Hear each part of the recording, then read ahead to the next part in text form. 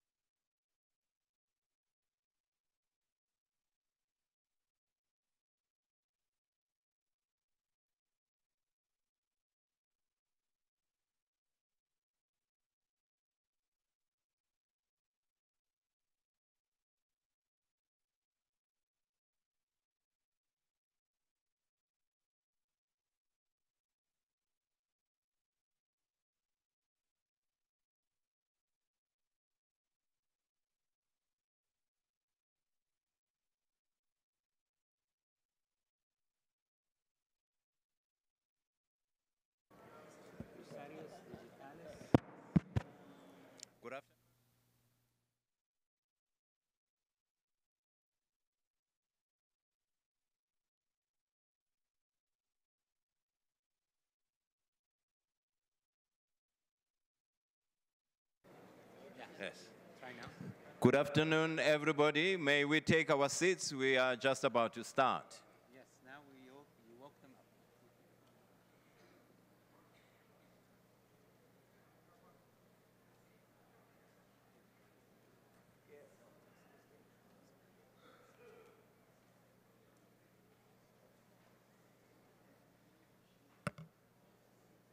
Coming back from lunch.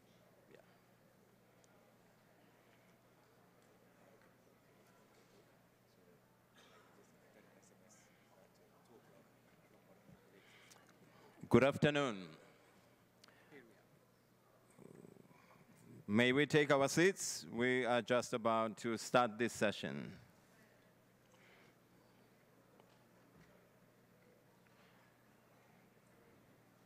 Thank you. The session we are just about to start is one of the most interesting sessions, I think, today. The session is about the future. Where are we going from here? What next after Net Mundial?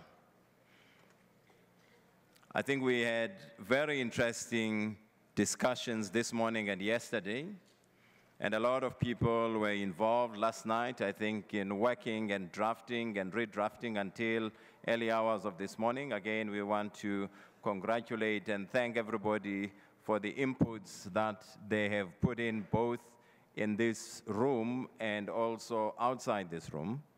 And also we want to thank all those who are involved from remote sites for them being with us, you know, during all this process and participating and contributing, you know, in the discussions that have been going on. Now, the way we will structure this session is simple. I will request the panel to give input of 3 minutes each. That would give us about 18 minutes. And then from there, we'll request stakeholders to continue with their 1.5 minutes each person. That would give us approximately 5 from each stakeholder group. That will amount to 30 minutes. And then later, we will then have 2 minutes wrap-up from the panelists. That's how we will run this session. So without any waste of time, I will request Milton to start and give us his perspective of where to from here. Over to you. All right, I'm going to paint with a broad brush. We're talking about the Internet governance ecosystem. We're talking about the Internet governance ecosystem, and change is constant in any ecosystem. Some species thrive and expand, others become extinct. Think of the dinosaurs or the snail darters. Are there any dinosaurs here? A defining feature of the current Internet governance ecosystem is the rise of a transnational polity around communication information issues. A polity is a basic unit of political organization. It also refers to the group of people, the collective, that makes the rules and policies that govern a system. I believe that Internet governance is pushing us away from a collection of national polities to a more transnational polity just in the sector of information and communication. In cyberspace, we can be highly diverse culturally, but we can still share a political identity as netizens, not as Americans or Brazilians or Germans or Russians. So globalization of governance of communication is a revolutionary change comparable to the transition from monarchy to constitutional democracy, from small principalities to large-scale territorial nation states. But what it means is in the short term, we're in a strange middle ground. There are two basic principles of governance in play, coexisting side by side. We have governance in which states claim to represent entire nations, everybody in their territory, with one position. And then we have governance based on open participation, which includes both state and non-state actors. So just as monarchy was fundamentally incompatible with democracy in the long run and was eventually replaced by it, so the open access networked forms of governance are not necessarily compatible with national and intergovernmental systems. I think we're going to spend the next 10 to 20 years working out these tensions. We can do this transition well, or we can do it poorly. We might get the worst of both worlds. For example, we might get globalized governance in which territorial states co-opt private actors to repress the free flow of information, or we might get private entities with the powers of governments but no accountability to the transnational public. For example, if we're not careful with the way we globalize IANA and ICANN, we could create an entirely unaccountable global regulatory institution for the Internet. Now, there are two key arenas in this struggle. One is the shift of Internet population from the West to the East. The other is cybersecurity. I don't really have time to talk about the shift of the population much, but you can simply imagine what happens to the global governance system as more and more netizens are not in the West. Cybersecurity and the development of cyber weapons and cyber espionage is altering the nature of Internet governance. It's actually surprising how little we have heard about cybersecurity at this meeting, except indirectly via the surveillance issue. Surveillance is fundamentally about national security, and so we see the state strongly reasserting itself into the Internet governance equation. I do not agree with those who say that surveillance and cyber conflict among states is not part of the Internet governance equation. We have to find ways to globalize Internet security provision, to innovate new transnational network forms of governance, or the dinosaurs might win. NetMundial is an example of a successful innovation, I think, and maybe it provides some pathway for what the Internet Governance Forum could become. No, I don't mean that the IGF should have 30 welcoming speeches. I mean that it is trying to achieve collective agreement on some kind of an outcome. If we want to strengthen the IGF and increase its relevance, we need to find a way to do that. Perhaps there could be a division of labor between an ongoing NetMundial with plenary sessions and the IGF with its workshops. That's it. I'm done. Thank you.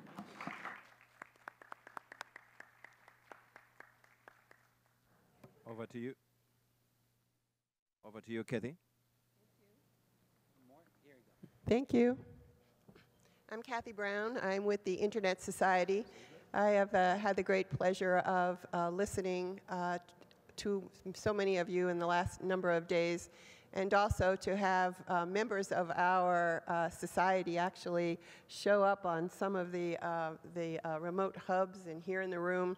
It's quite exciting to be part of this organization that is so globally active and is so committed to why the causes for why we came to Brazil. I think I'll pick up where Milton left off, and that is this notion that in order to find our way and navigate through this complex time, through this real changing time, this idea of having a conversation, of having a dialogue, of trying to see each other's point of view and trying to reach consensus seems to me quite central to how we will navigate this period successfully.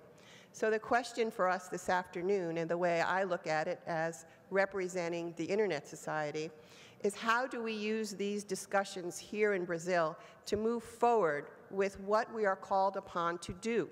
Ensure the deployment of an open, resilient, trusted, secure Internet everywhere. We'll succeed in extending the Internet to all the people on this planet if we bring the power of true collaboration, guided by the principles that I see in this draft document, which were embraced by this very assembly of very committed stakeholders. It takes work, it takes time, but the benefits are real and sustainable when we build, invent, create and evolve this technical and human network of networks in a way that is inclusive, participatory, and ever mindful of the cultural and human rights of its users. We were witness yesterday to the signing of the Marco Civil user protection legislation here in this room, but we know that that signing was the end result of years of thoughtful discussion and input from multiple stakeholders here in Brazil. Patience and careful processes are necessary to get good results. We have multiple forums ahead this very year where we need to stay focused on our shared goal, an open and secure internet for all. In the next months, we will engage in discussions at WSIS. We are looking forward to the IGF in Istanbul. We have a number of opportunities to discuss the transition of the IANA functions. And as Dr. Torre outlined yesterday, the ITU plans to discuss its role in facilitating the underlying infrastructure at the October Plenipot. These meetings give us an opportunity to practice and to perfect multi-stakeholder cooperation to get things done. And by 2015, when we return here to Brazil for the Brazil IGF, we should be highly accomplished multi-stakeholder consensus builders.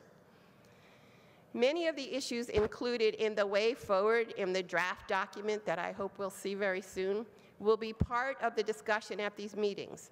But we don't have to wait for government-sponsored meetings to collaborate. Indeed, the work goes on every day in every community to build, maintain, and yes, set the norms for ourselves in how we use the internet for the benefit of users. In August in Senegal, APFIP will be focused on building IXPs across Africa. The Latin American Network Operators Group will discuss and talk about infrastructure issues. They are front and center. The energy of the participants here in Brazil has been inspiring and energizing.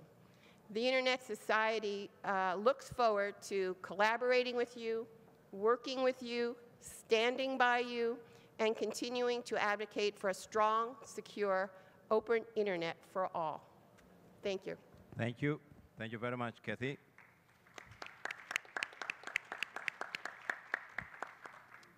Chris, the floor is yours.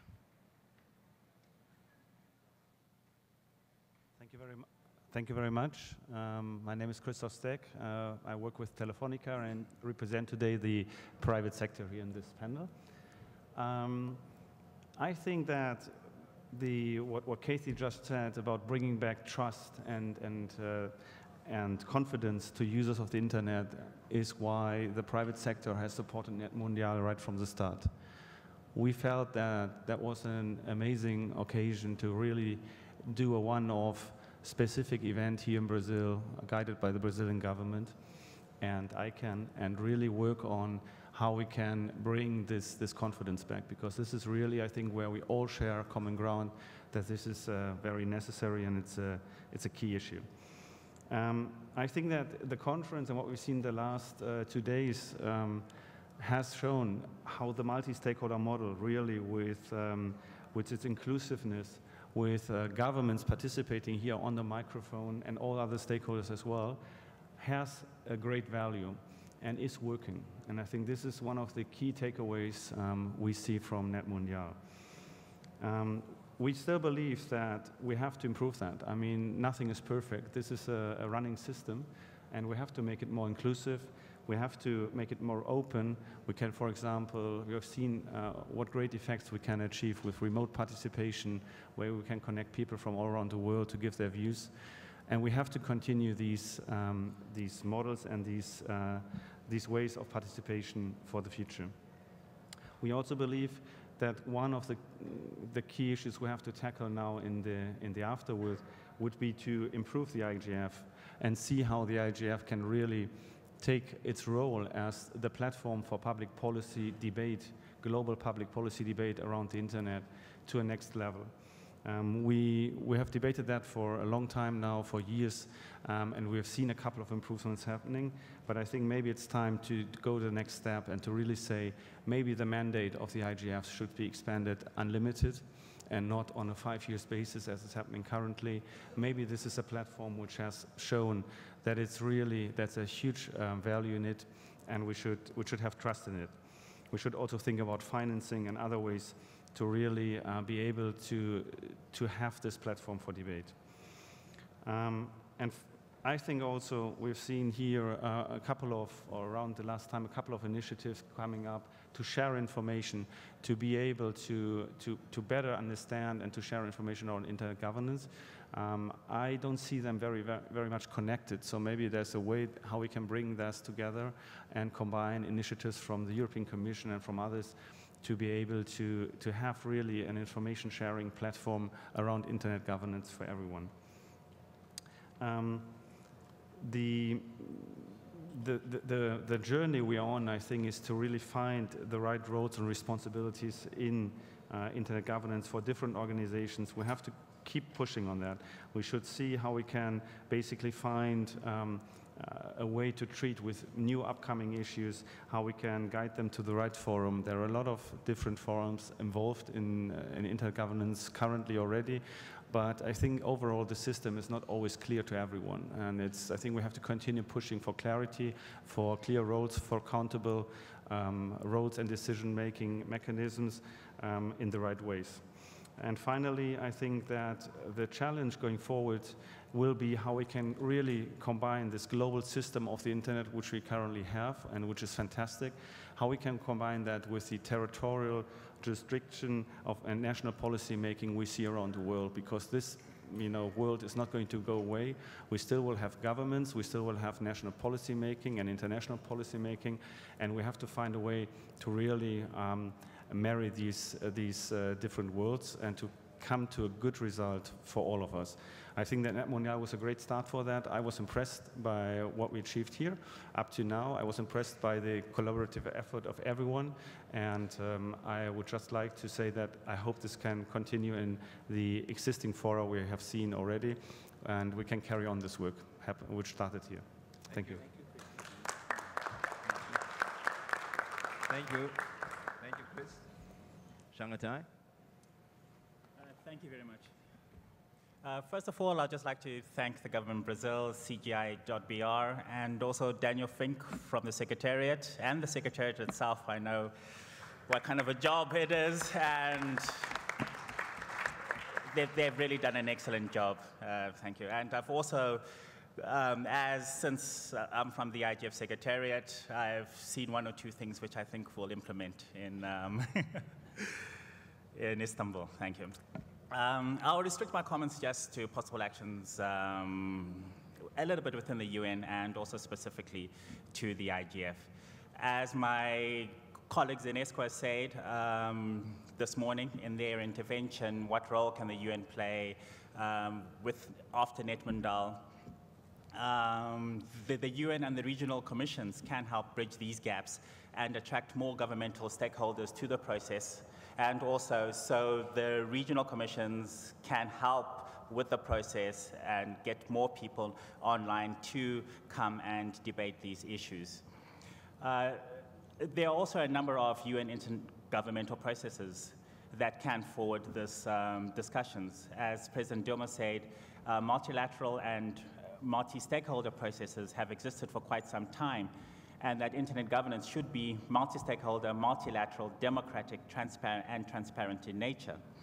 So the multi-stakeholder world cannot ignore the multilateral world, and this is one of the key ways that the process can gain legitimization within the multilateral world.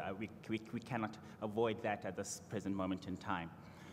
As also Jeanette said yesterday, that there's an ongoing learning process for the interaction between multilateral and multi-stakeholder processes.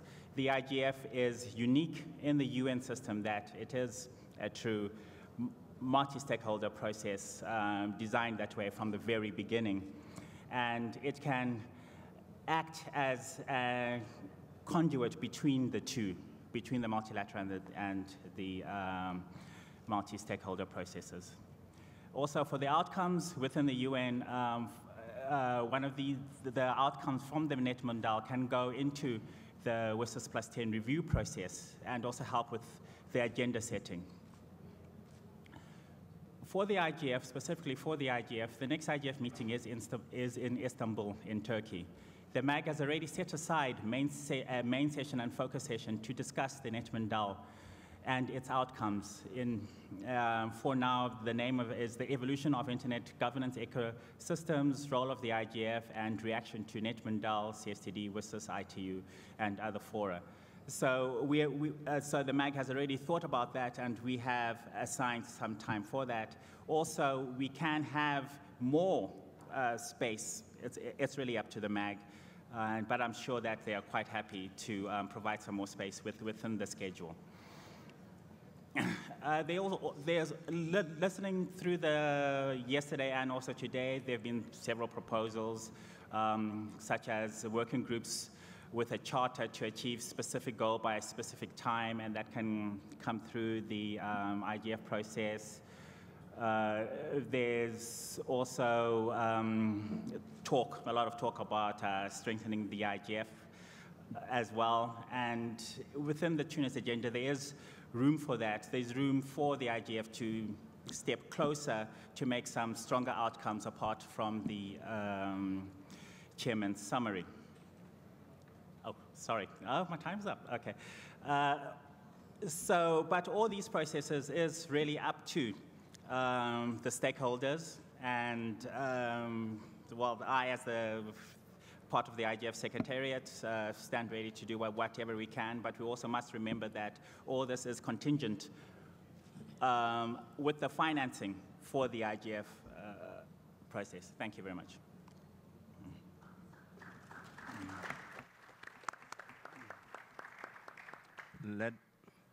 Thank you very much, Shanghatai. Let me take this opportunity to introduce Dr. Hamadoun Toure, who is the Secretary General of the International Telecommunications Union, to give his input. Thank you. Thank you, and good afternoon to you all. I would like to congratulate the government of Brazil for really putting this together.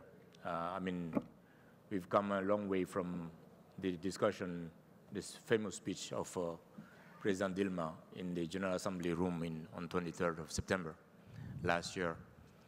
We should keep that in mind. That's why we are here today.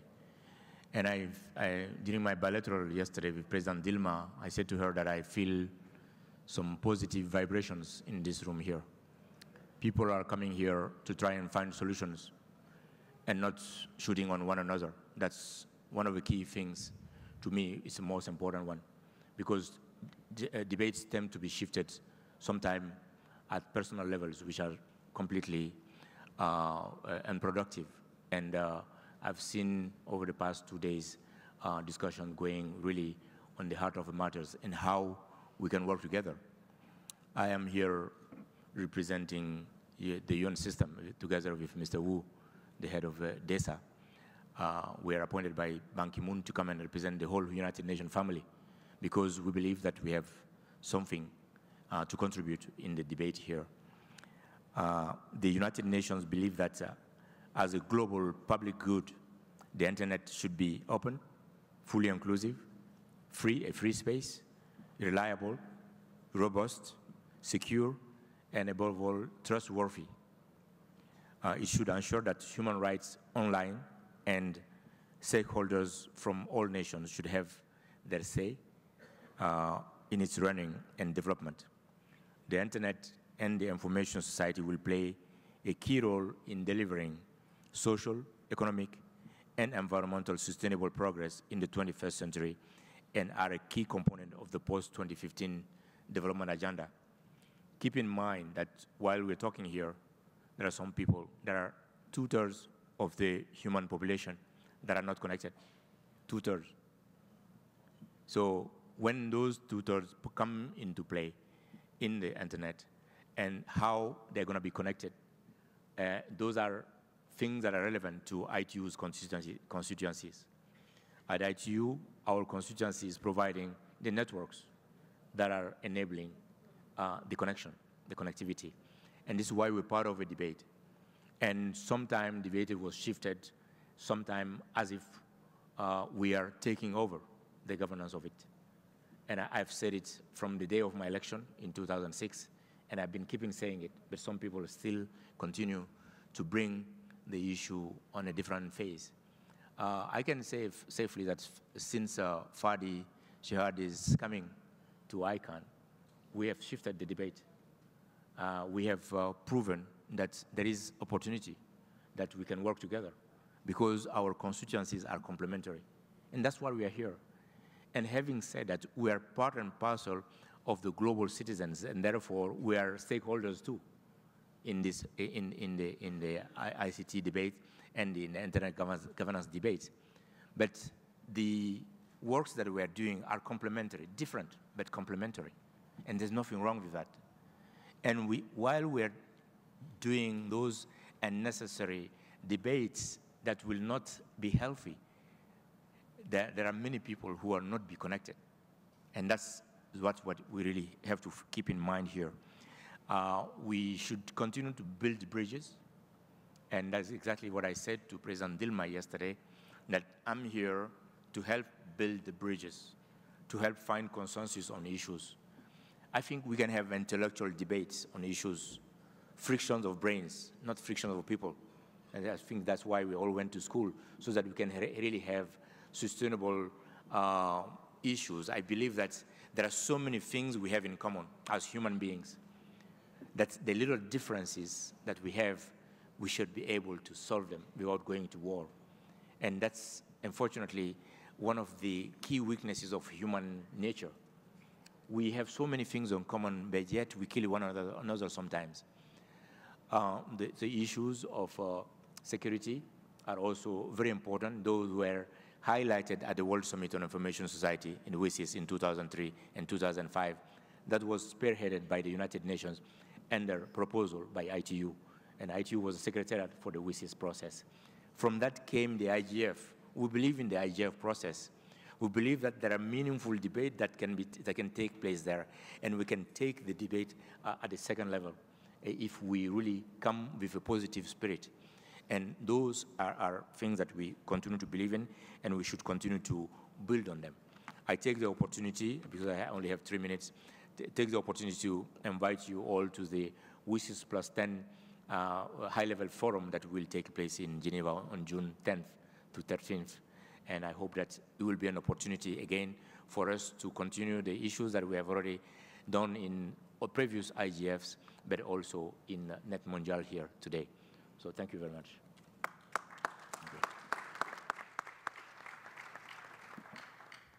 Thank you. Thank you very much, Secretary General. I will now request Fadi to give us his comments, and then before we open it up to the floor. Over to you.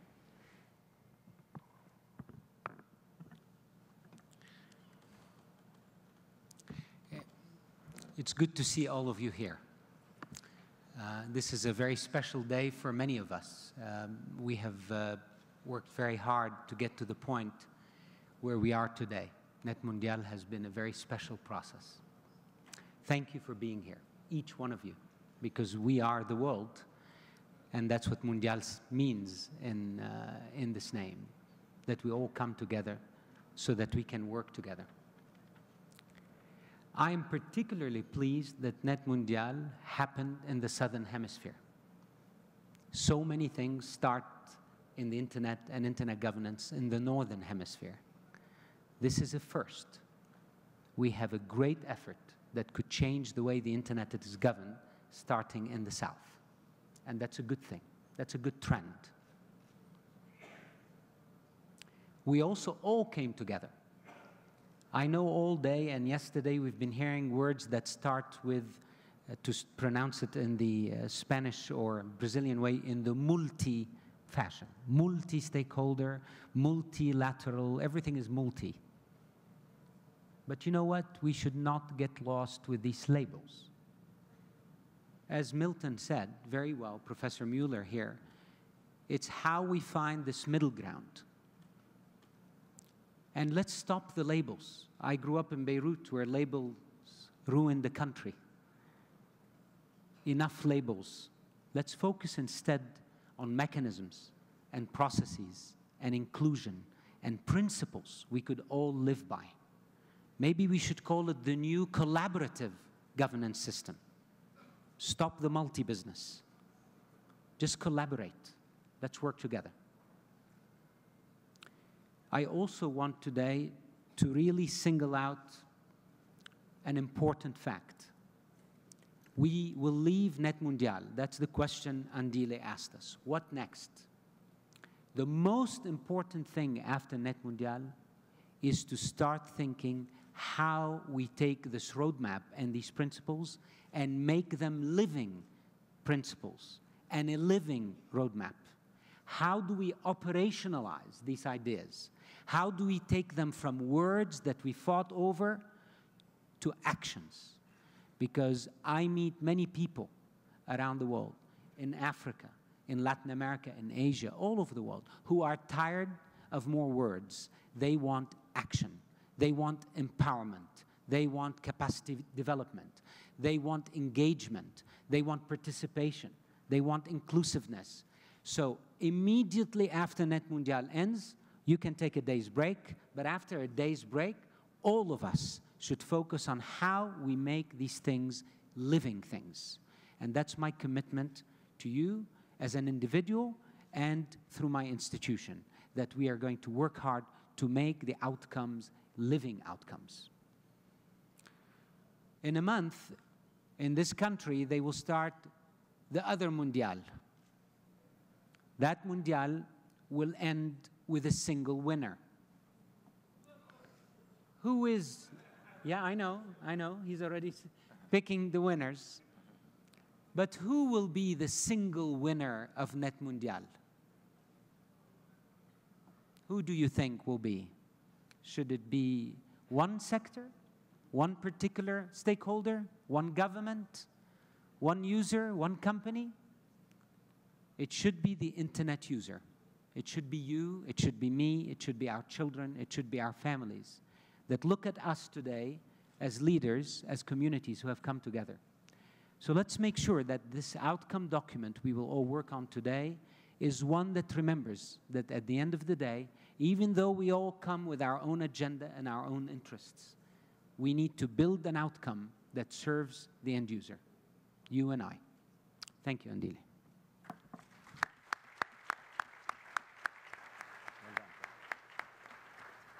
Thank you very much. We'll now take 2 remote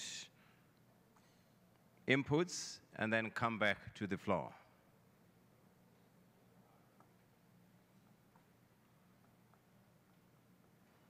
Who's that? Are there? Sorry, no remote participations at the moment. No remote participation. Great. We will then come back to the floor. As I've said earlier, that we'll take, again, 1.5 minutes, and we will take an average of about, given time, maybe 4 stakeholders, 4 from each stakeholder group. Please, if we may start. Yeah, please, microphone.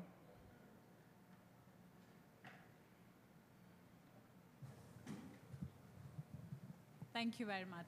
My name is Subhi Chaturvedi. I come from India, civil society. I teach at a women's college. I do want to start at the outside by thanking everyone for being here. I think, as Fadi said, we're all winners here, even before the race starts. It is the process that has to be celebrated.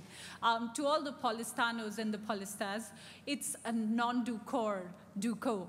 I am not led, I lead. I think that is what we've been able to show from Net Mundial in Brazil.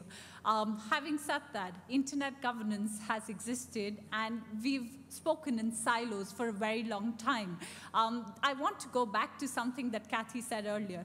When I was growing up, I was scared of knives and forks. I'm still scared of knives.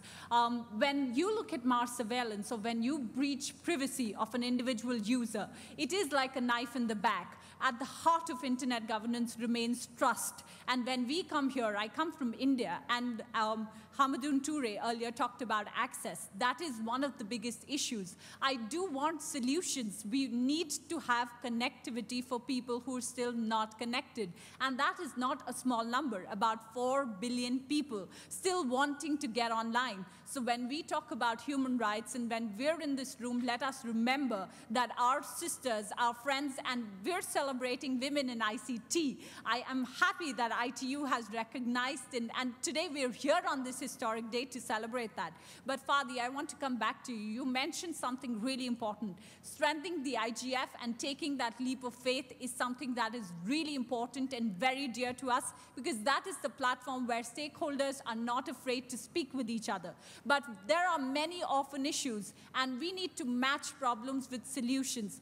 Where is it that we take those problems? Where is it that regional and national initiatives and policies enabling access can look to for direction and for guidance? And when we leave here, from here today, I do not care about what the document is called, whether it is the outcome document or whether it is a declaration. But the fact that this process has been inclusive, the fact that we have had 1,370 people comment upon it, representation from 188 countries, 188 stakeholders, comments, and 46 countries. I think we've come a long way. But how is it? We've got 5 important institutions represented on the panel. Can we go back with a commitment that they will speak with each other and we will have a solutions approach to surveillance, whether it is human rights, and the most important issue, access. Where is it that we go from here? Give us an answer. Thank you. I will humbly request that we observe time. Let's take the government representative. Thank you, Mr. Chairman. My name is Hisham Abul Yazid. I'm with the Egyptian government. Firstly, I want to recognize the CGI.PR and, of course, our second co-organizer, the OneNet platform, which for many of us, maybe I think we did not pay enough gratitude for their efforts, and I wish to recognize their efforts in putting together this event and bringing us to this place. I come for the title of the session, Beyond Net Mondial. I think from the discussion that we have had for the past 2 days, there are a few elements that I wish to see more focus from all stakeholders in the discussion beyond. Maybe more focus on connectivity and the right to access to knowledge, the right of the unconnected. We have heard the Secretary General of the ITU speaks of the 2/3 of the world unconnected. Those have rights, and we are responsible to them to bring them the benefits of the internet that we all enjoy. Second point is more focus on the need for innovative solutions on the business models that will bring this objective to reality. This needs to be viable business models for everyone to thrive and for the internet to go beyond the limits of today. Third element is maybe the transnational, and this will be the final one, the transnational considerations.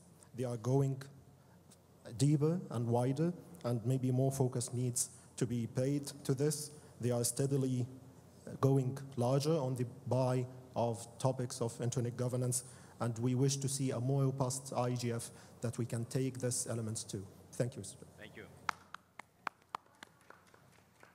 Let's take the academia and the technical community. Professor Usal from National University of San Luis, Argentina.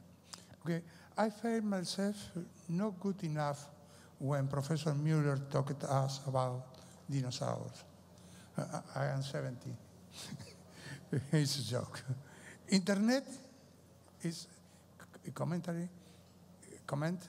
Internet is entering into a very important evolutionary or changing process. Some of the reasons for that evolution are the internet became an environment where a nation state attacks another state's nation. The internet catalyzed new and sophisticated ways of espionage. The internet is a place where a sophisticated form of transnational organized cybercrimes are very successful. This is not a stupid thing. We are talking about 5 to 8% of the global gross product. Cyber money laundering has an internal rate of return higher than precedent felonies like government corruption, narcotics, and illegal weapons traffic. I have similar question than my very distinguished colleague, Professor Mueller. Why cyber warfare, cyber espionage, and cyber crime has not started important discussion in these 2 working days? Thank you. Question to the panel. Professor Mueller? Yes, mainly Professor. I will give Mueller him an opportunity at the end to respond. Yeah. Thanks.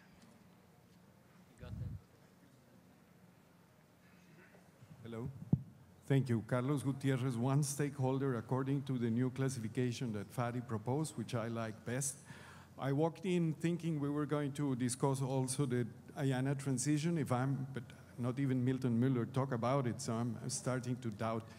So if not, I will take it back. But my question is the following. The multi-stakeholder model has brought about its own innovative accountability and transparency processes. Those reviews have repeatedly analyzed ICANN's weak spots in oversight and proposed different improvements on GAC and revision of board decisions in particular. As ICANN looks forward to the task of globalizing its functions, all its functions, the IANA function in particular, Fadi has reinforced 2 days ago in one of our meetings the need for a continued effort to improve and revise the accountability and transparency processes. My question is the following. Will the ICANN community engage in an open revision of accountability and transparency before the initial September 2015 deadline of the IANA transition? Thank you. Thank you. Next. Edmund Chung here from .Asia. I guess I want to start off by saying, there has been a lot of thanks, and I think that's more thanks should be said for getting this together. And out of the 15 years that I've been participating in internet governance, I think this particular gathering is quite inspiring. I want to say that. And I think we started off by saying that this is a one-off, and we continue to say this is one-off. I'll try to put forward a bold suggestion, I guess. Perhaps this shouldn't be a one-off. We should do this again. Regardless of how the outcomes document is being looked at and how it comes out, I think this presents us with an opportunity for the internet community around the world to come together and try to produce a document, produce a consensus statement. Some people might think this is part of the improvement of IGF, but I think IGF has grown and emerged as a platform that perhaps it might need a lot more time before we can do something like this. But if we can do something consistently, maybe every year convene this and touch on some of the issues, we still have loose ends on many issues that we talked about in the last couple of days and last few months. Perhaps this is an opportunity to think about future. Maybe every year we can convene something like this so that the internet community around the world can come together in consensus. Thank you. Thank you. We won't take anybody apart from the ones who are standing here. We won't take, please. So we have 5 people, and then we'll wrap up. Thanks. YJ Park from YJ Park from SUNY Korea and a last member of ICANN. So obviously, I will be the winner of this whole Net Mundial, as Fadi just said. And I would like to follow up with what Professor Mueller was saying, and also I fully agree with what Edmund just said about this Net Mundial's usefulness about this whole process. So first, I would like to congratulate Net Mundial and OneNet team on huge success, who put things together in 6 months. It has been an eye-opening experience to see government representatives participate in Net Mundial with other stakeholders on equal footing. I would like to remind all of us that we as a community have challenge of setting up a new multi-stakeholder body that replaces US government's stewardship, hopefully by next year, or at least by 2019. but this is the deja vu of 1998. Some of us here were there in 1998. It was only 200 or at most 300 participants. And now we have more diversified stakeholders as of 2014 who have different visions of internet governance. We know how difficult it would be. So Net Mundial demonstrated those who have different views on internet governance can talk to each other in a constructive manner, which is unique and rare.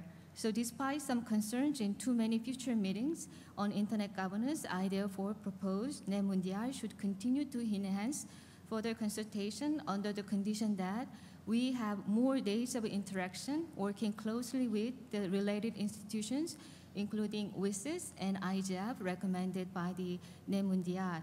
Indeed, this is a multi-stakeholder exercise. Obrigado.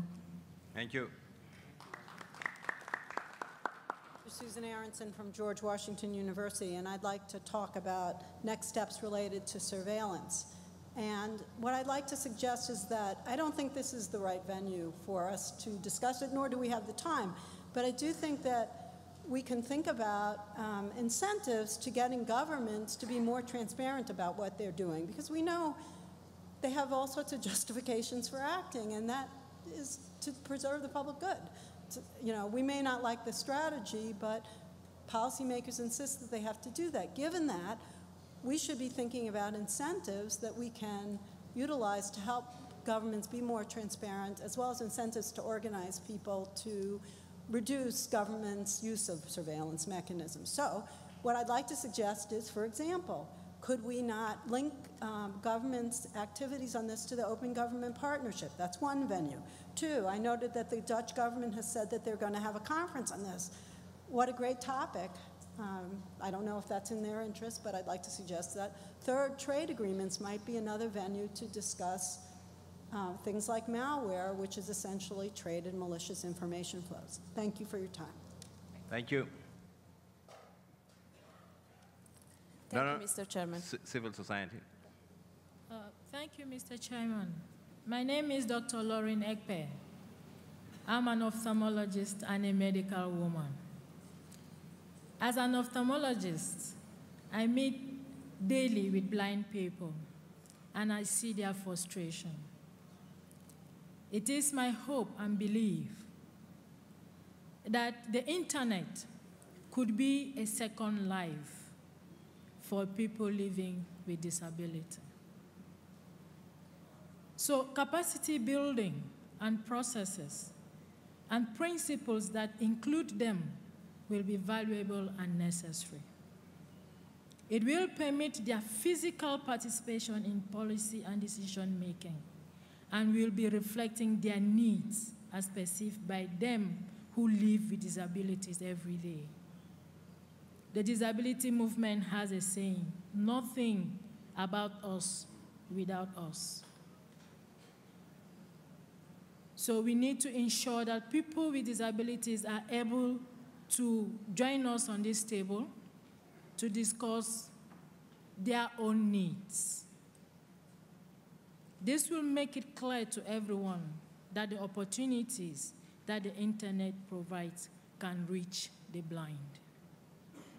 So I will suggest, I know this is not the time for us to discuss the roadmap, but I believe that in paragraph 10 of the roadmap, we can add, let me read it, please. There should be meaningful participation by all interested parties in internet governance discussions and decision-making, with attention to geographic stakeholders, including people with disabilities, and gender balance in order to avoid asymmetries. Thank you very much. Thank you. I just want to request that the three people standing would be the last. Please, I would sincerely appreciate if you understand. We have time constraints. This is our last day, and we would like to wrap up and deal with issues of wrapping up, you know, in a much more structured way. Please, madam. Thank you, Mr. Chairman.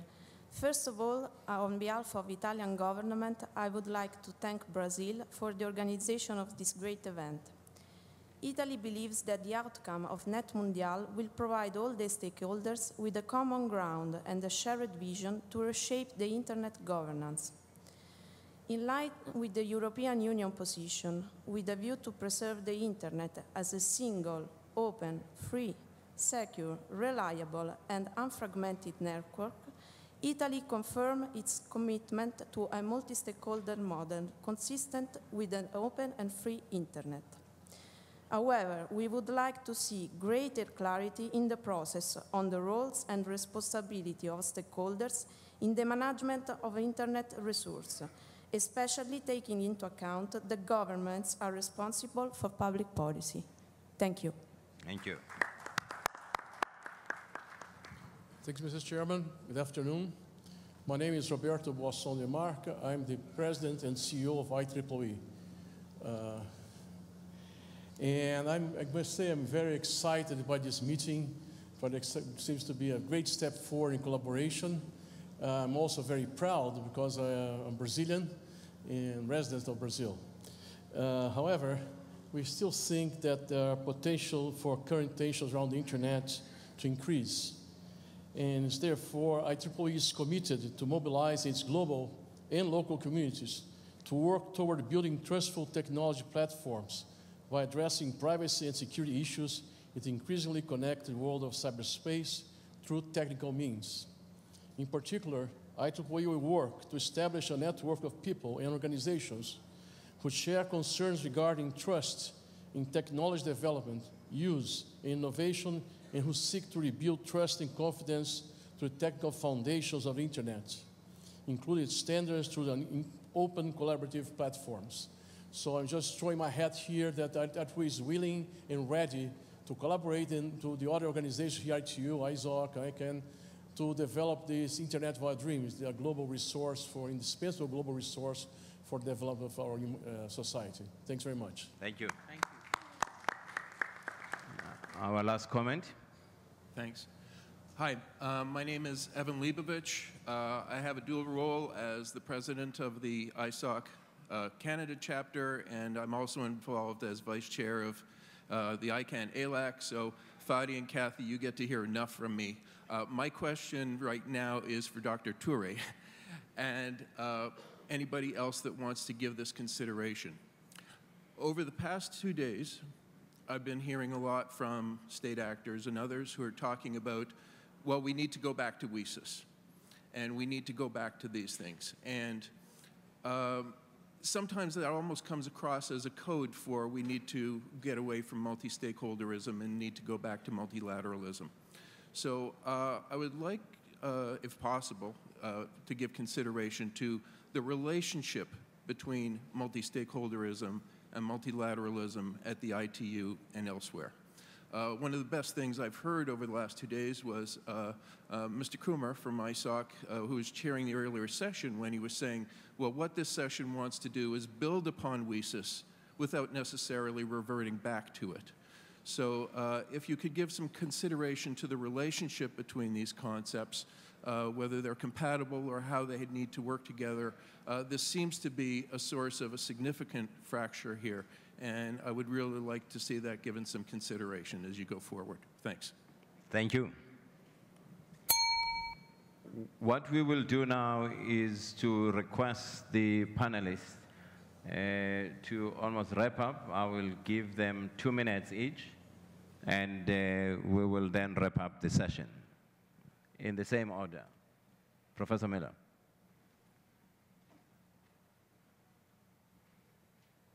Very interesting comments. Thank you to the audience. I'm not sure I'll have time to address all of them, so I may be cherry picking here. But to begin with, why don't we discuss cyber war? The professor from San Luis.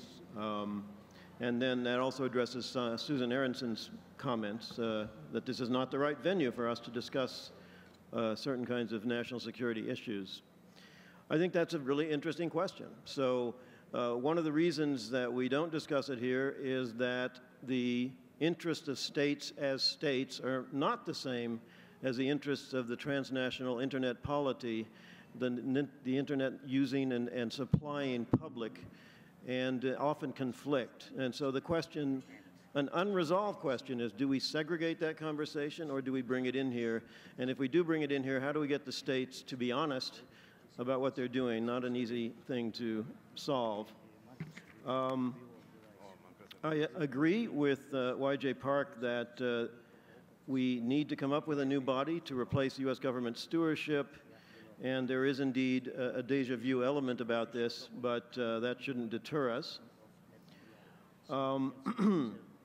I'm happy to see that the IEEE president is interested in building trusted technology platforms. I think one of the most important responses to the surveillance problem has to come from the technical community.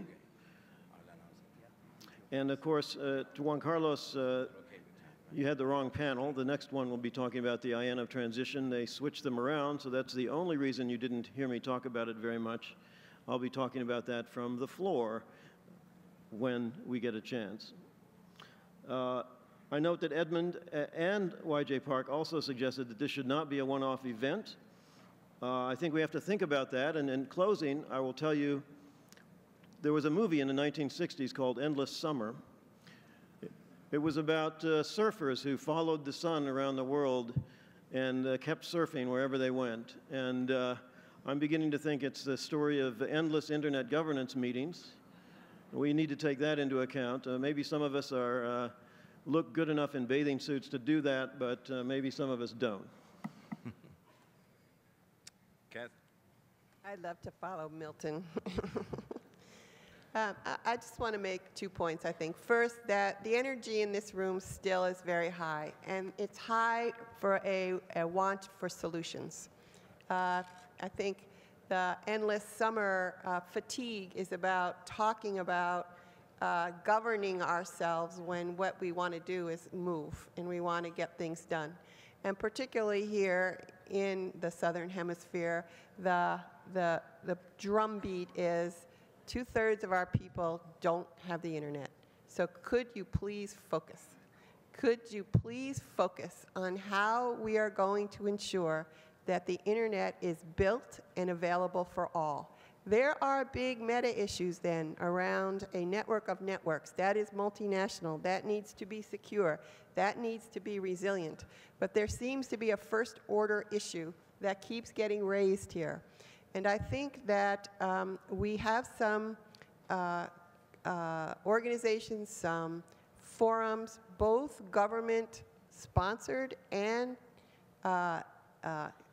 private sector-led and community-led, that need to now take this clear mandate and seek solutions. Those solutions can also be found through multi-stakeholder processes, which include the community, the government, the folks who have the money to invest, and the way this thing has to be built out.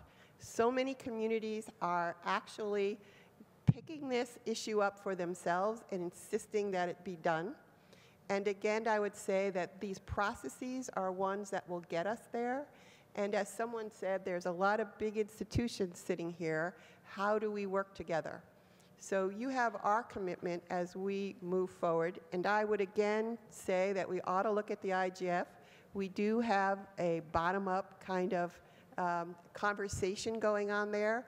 We had an experience here with actually turning out, we think a document. We think we're going to turn out some principles that we can conduct ourselves under. We could take them and build. And that would be my hope from this conference. Thank you. Thank you, Kathy. Chris?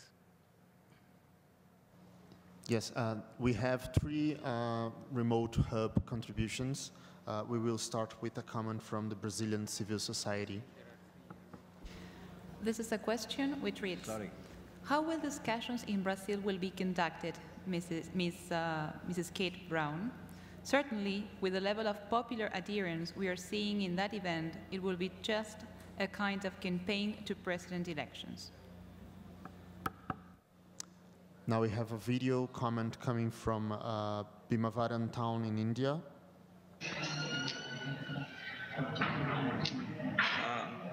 Good evening, everybody.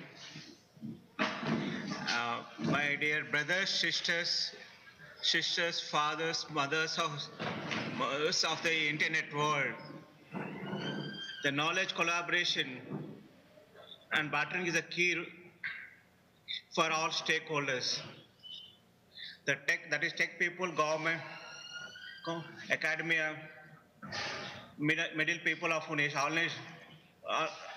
This innovation is liberation of global human race for food, energy, and knowledge, and self-sufficient. The goal of every internet packet reaching every human being is open internet and open knowledge commerce all over the world by net openness and human knowledge commerce, not by divided rule all over the world.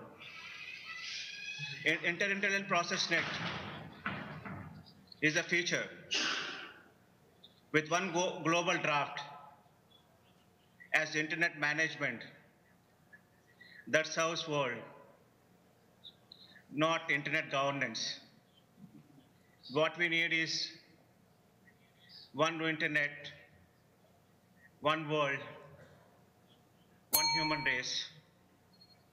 Thank you so much. Thank you. And the final third comment comes from someone who identifies himself as individual internet user from Nigeria. The comment reads, "Great work done by the committee to get this event to this level. And I am glad that the remote participation technology worked, an appreciation we owed to the open internet. My question, however, is to know if NetMundial plans to provide option to endorse the final document when it is being released. Thanks." Thank you. Over to you, Chris.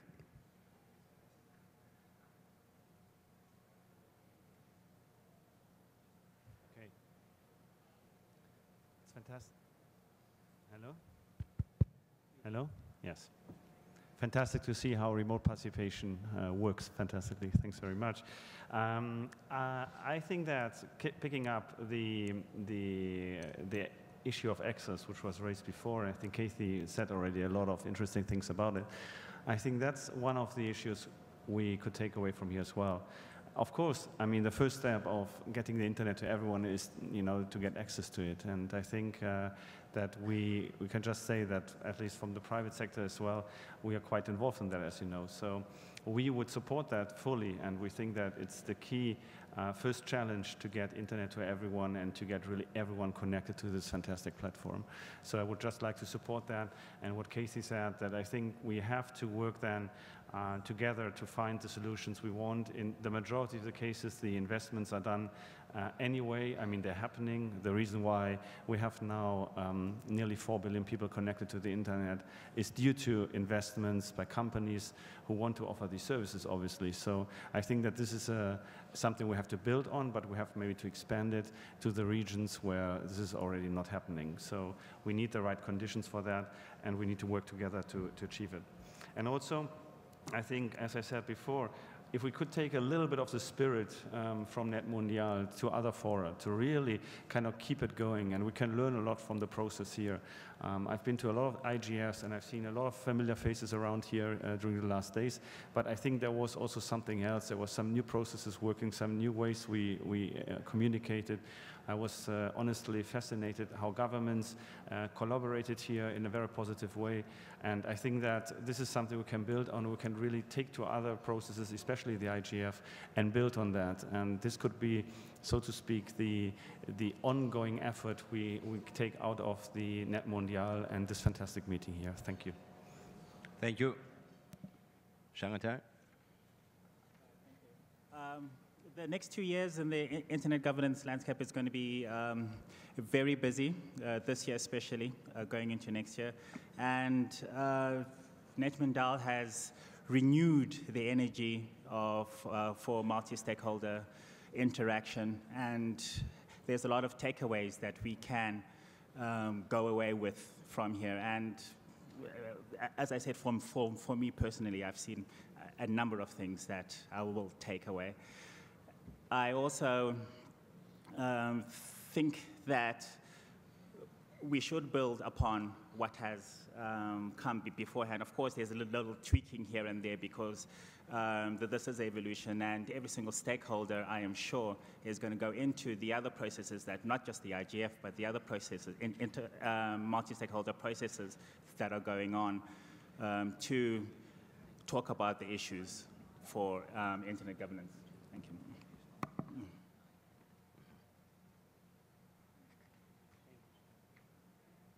Thank you.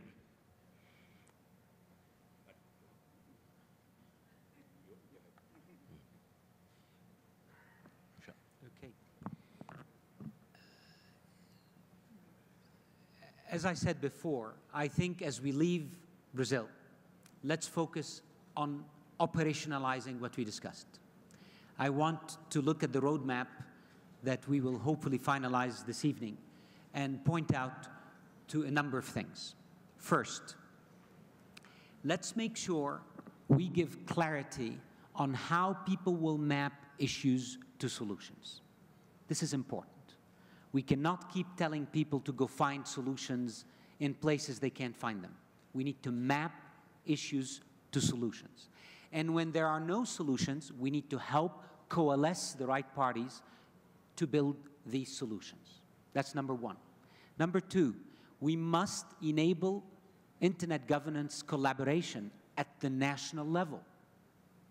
At the national level. If this is not happening at the national level, then we cannot collaborate really at the global level. Number three, we must harmonize the collaboration that happens at the national level with the collaboration that happens at the global level. These cannot be separated or unsynchronized. These are things in the roadmap today that we put, and I hope we can take these things and make them real. I continue. Next, we must ensure that these principles we came up with are living principles, that they permeate these national collaboration bodies and they permeate the global collaboration bodies. They become our guide, our principles by which we make this internet governance work. And lastly, and most importantly, empowerment. We must engage to empower everyone to participate at the national level and at the global level. These are the elements I see in the roadmap, but they will remain words if we do not all exit from Net Mundial on a journey. And let me emphasize the word journey.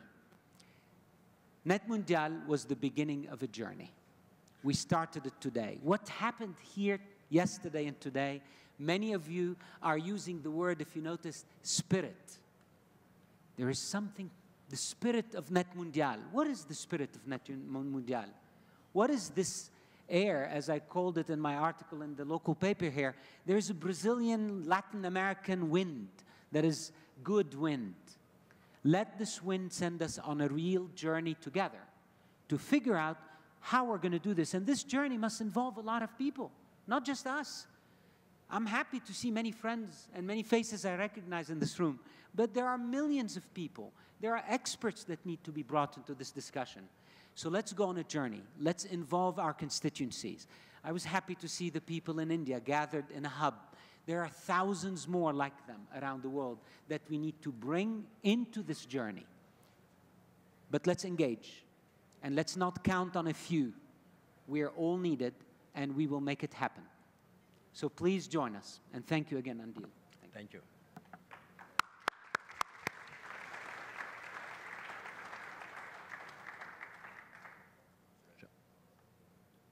There was a question by Mr. Lebevich from Canada on the multi-stakeholderism.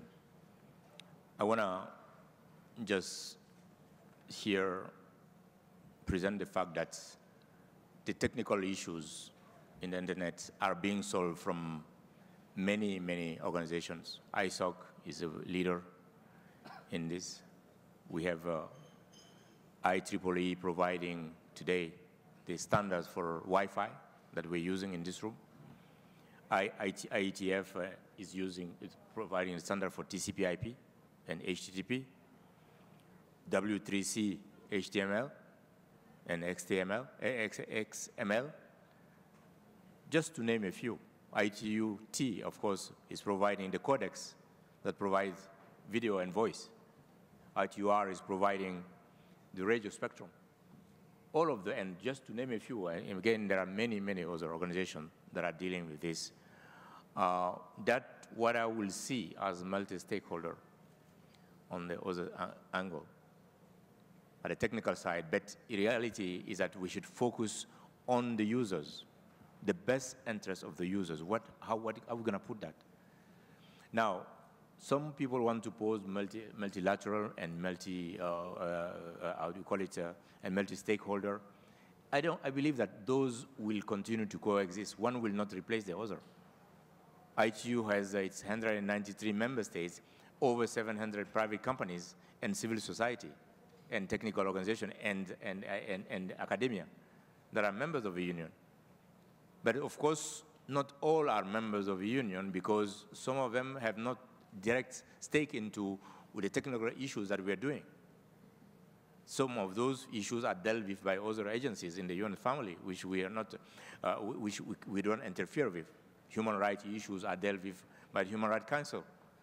We cannot, deal with that in organizations like ITU. So I believe that all of these stakeholders have room to work together within their mandates, and they come in a complementary manner without any exclusion. The processes that we have started, the WSIS process, the IGF, and the Net Mondial, are all processes that I hope that will feed to one to another to make it better, so that the system is better managed, so that we have. But we need to here make sure that we have some objectives, clear objectives, defined objectives, and timelines to implement them. We need to make sure that when we are talking about transition to IANA functions, we need to know when and how it's going to be done.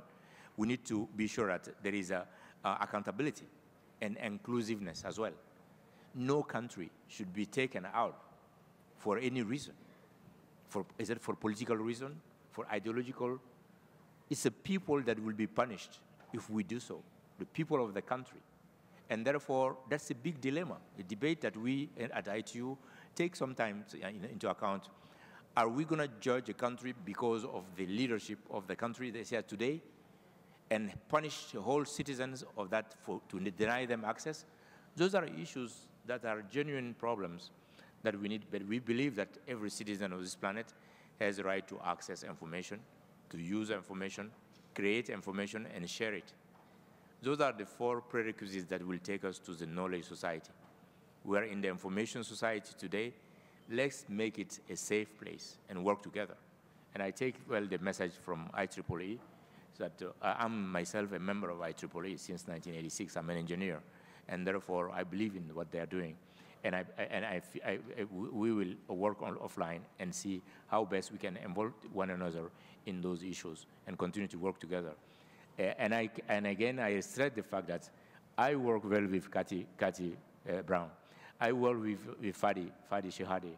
I work with Steve Crocker, and I have no problem of working with anybody.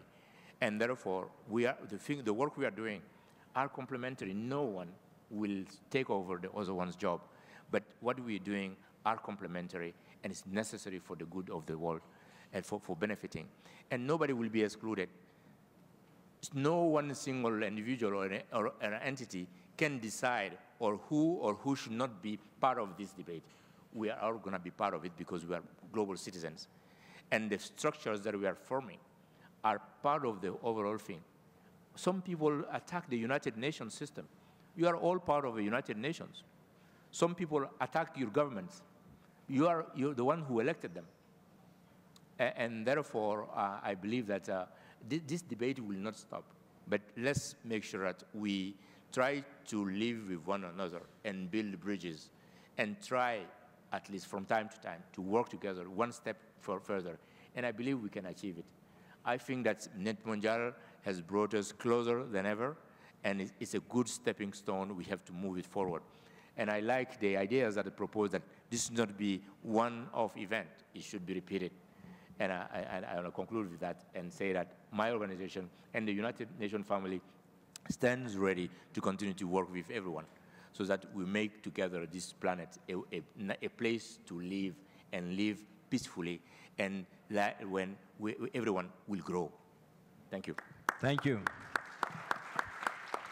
I have, and just to conclude, I have one and two announcements. The first one is that the Marcos Civil legislation will be available.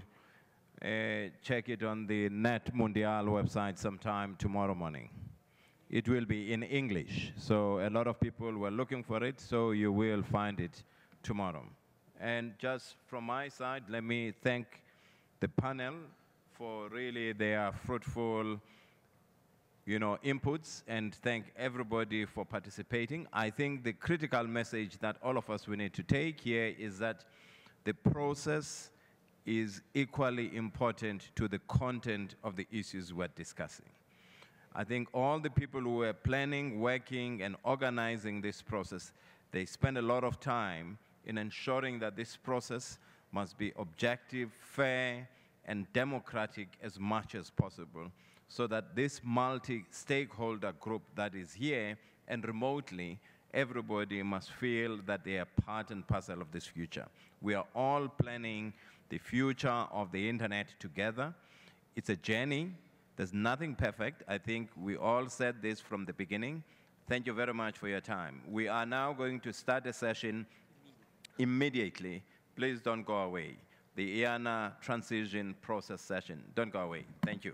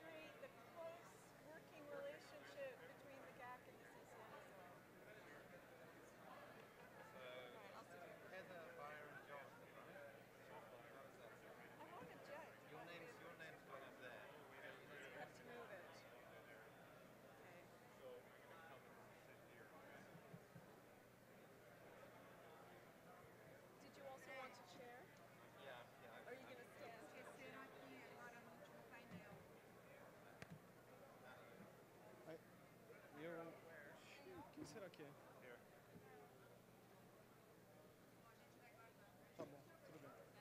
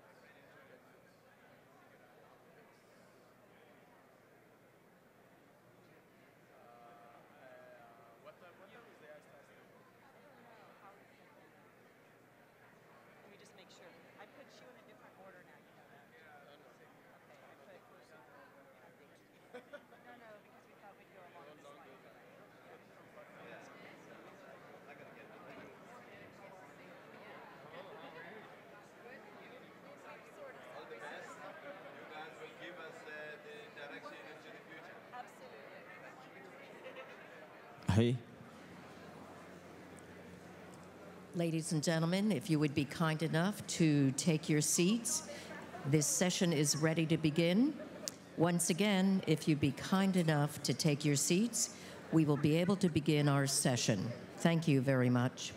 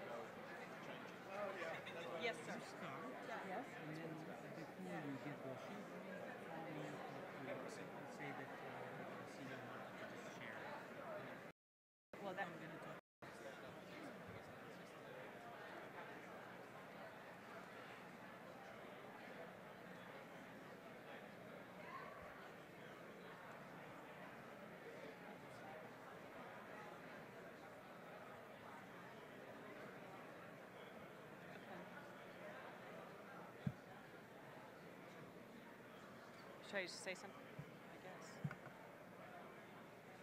you think we should get started?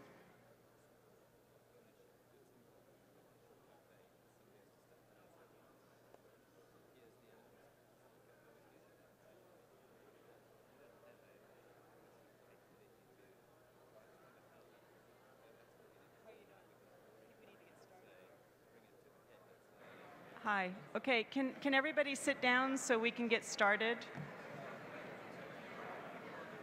Hello.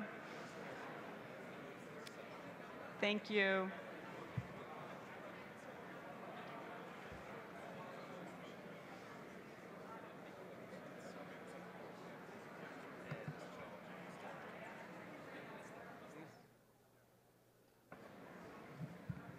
Wonderful. Okay. Good. So this session is going to be a discussion around the IANA transition, the NTIA announcement of their stewardship role in the IANA functions and the transition of that stewardship role. This is an informational session. We wanted to ensure that there was awareness and information to as wide an audience as possible. And so with that, to have a dialogue here and to use that opportunity with many of the representatives of different entities that have strong relationships with the IANA functions, that are part of the IANA functions, but there's obviously a lot of stakeholders and others who are part of the dialogue and part of all of this, but the panel has and we have limited time. So before we get started overall, I know that Fadi had a few remarks that he wanted to make. So with that, I will ask my boss whether he might want to come up and make just a few comments.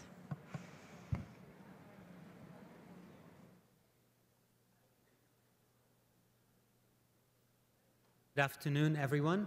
I'm Fadi Shehadeh with ICANN. I just wanted to make a comment at the beginning of this important panel. And thank you, by the way, everyone, for supporting this process. This is the second public dialogue consultation that this panel is undertaking after the first one at ICANN Singapore. And we will be doing tens of these over the next few months. So, and they will not be only in ICANN meetings, as we can see here.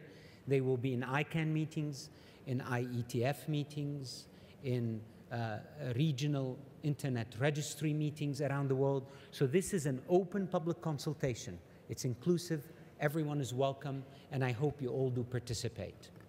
The second comment I want to make is an announcement that next week, to Carlos's question, I don't see Carlos, but he asked the question in the last session. When will ICANN start a process to review ICANN's own accountability and take ICANN's reviews and reforms to the next level?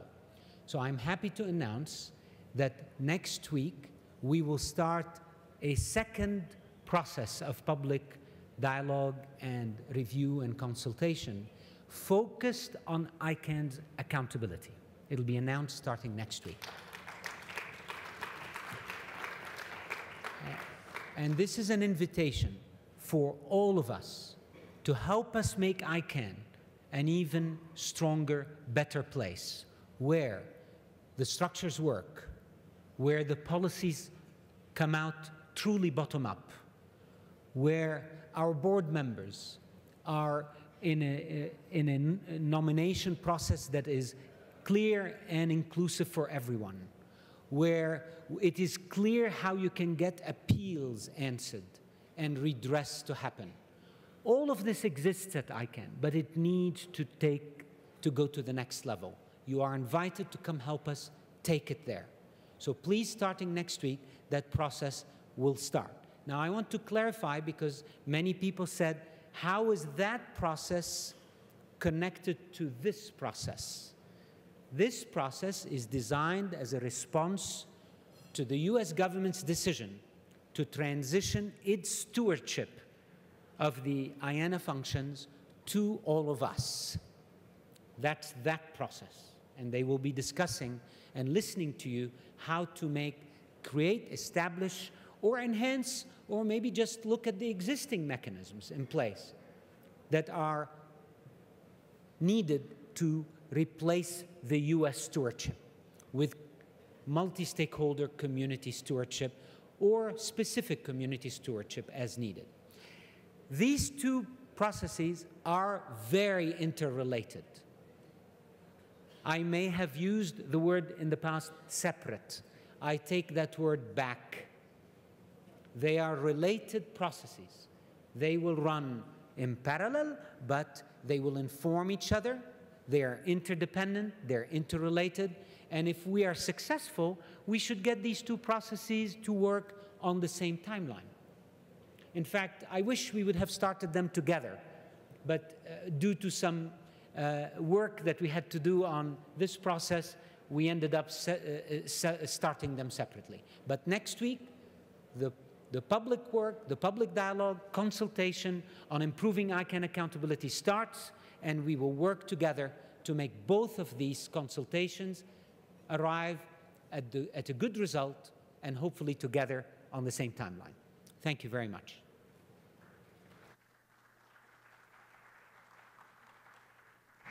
Great. Thank you, Fadi. That also shortens my remarks, so it's very good. Thank you. So just to, for the remote participants, we will be taking remote participation input and questions after we run through the panel. So I just wanted to flag that for anybody who's staying up late of any sort. So just a few quick points. A lot of times we talk about the context of IANA. People hear IP addressing or the names and various other things. But what does it actually look like to an average user? What does it look like when we type in a domain name into a system? And this is a very simplified version, so the engineers in the room, please shut your ears. But say, for example, you type in netmundial.br into your browser. What actually happens? Well, it's actually that the website access leverages three kinds of address books. One kind that maps to the domain name, to the IP address. The other that maps the IP address to the networks where those addresses live. And another that maps all the technical knobs that need to be set properly for the browser to be understood to the website. So this is all very important to how we utilize the internet and how we utilize the web and how we utilize email. But it's also from a user perspective, perhaps that puts a little bit of context into everything. However, the details of all of this will be described in a bit more detail by the panelists. Let me just touch briefly on where we are with the stewardship and the transition process overall. Fadi briefly mentioned it.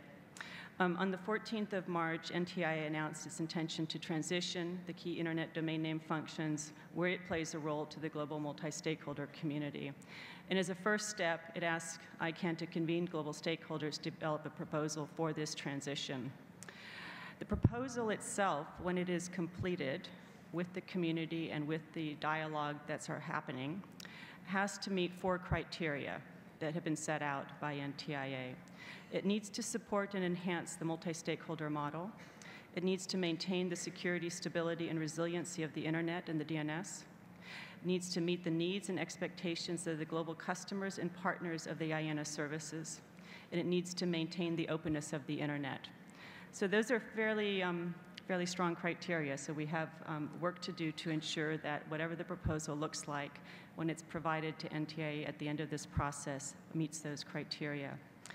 So ICANN has started the discussion on what the process should look like. It began this dialogue at the 49th meeting in Singapore. The input received focused in on principles and mechanisms for a process. And I know it sounds a little bit odd to talk about a process to create the process, but it's important that we're all engaged in this and really identify what the process should look like. ICANN, being a facilitator of that, is the facilitator, but not determining what the process actually looks like. That's all of our work together. The materials that were received during the discussions at the meeting in Singapore were compiled and posted on the 8th of April for further comments by the community, which will be up until the 8th of May. So I would strongly encourage everybody to look at that, provide your thoughts, provide your views, provide ideas how to improve it or change it or anything of that sort. The materials posted include the scope of the discussion around this transition. It includes a proposed framework of principles and mechanisms, including suggesting creating a cross-community steering group or working group to be the entity that also helps take the input from the respective communities and their dialogues around proposals to their specific areas in order to pull that all together into what will be a proposal to meet the 4 criteria. So that's where we are on the process right now. Again, I would encourage you to look at it, provide your input, and by the 8th of May, that would be great. That will be compiled and then put out for the next steps. Fadi's already started, he discussed the ICANN accountability, so I won't belabor that. I'll let us get to the panel itself. Just briefly on what we'll cover for the panel, if they could put the slide up on the grid, that'd be great.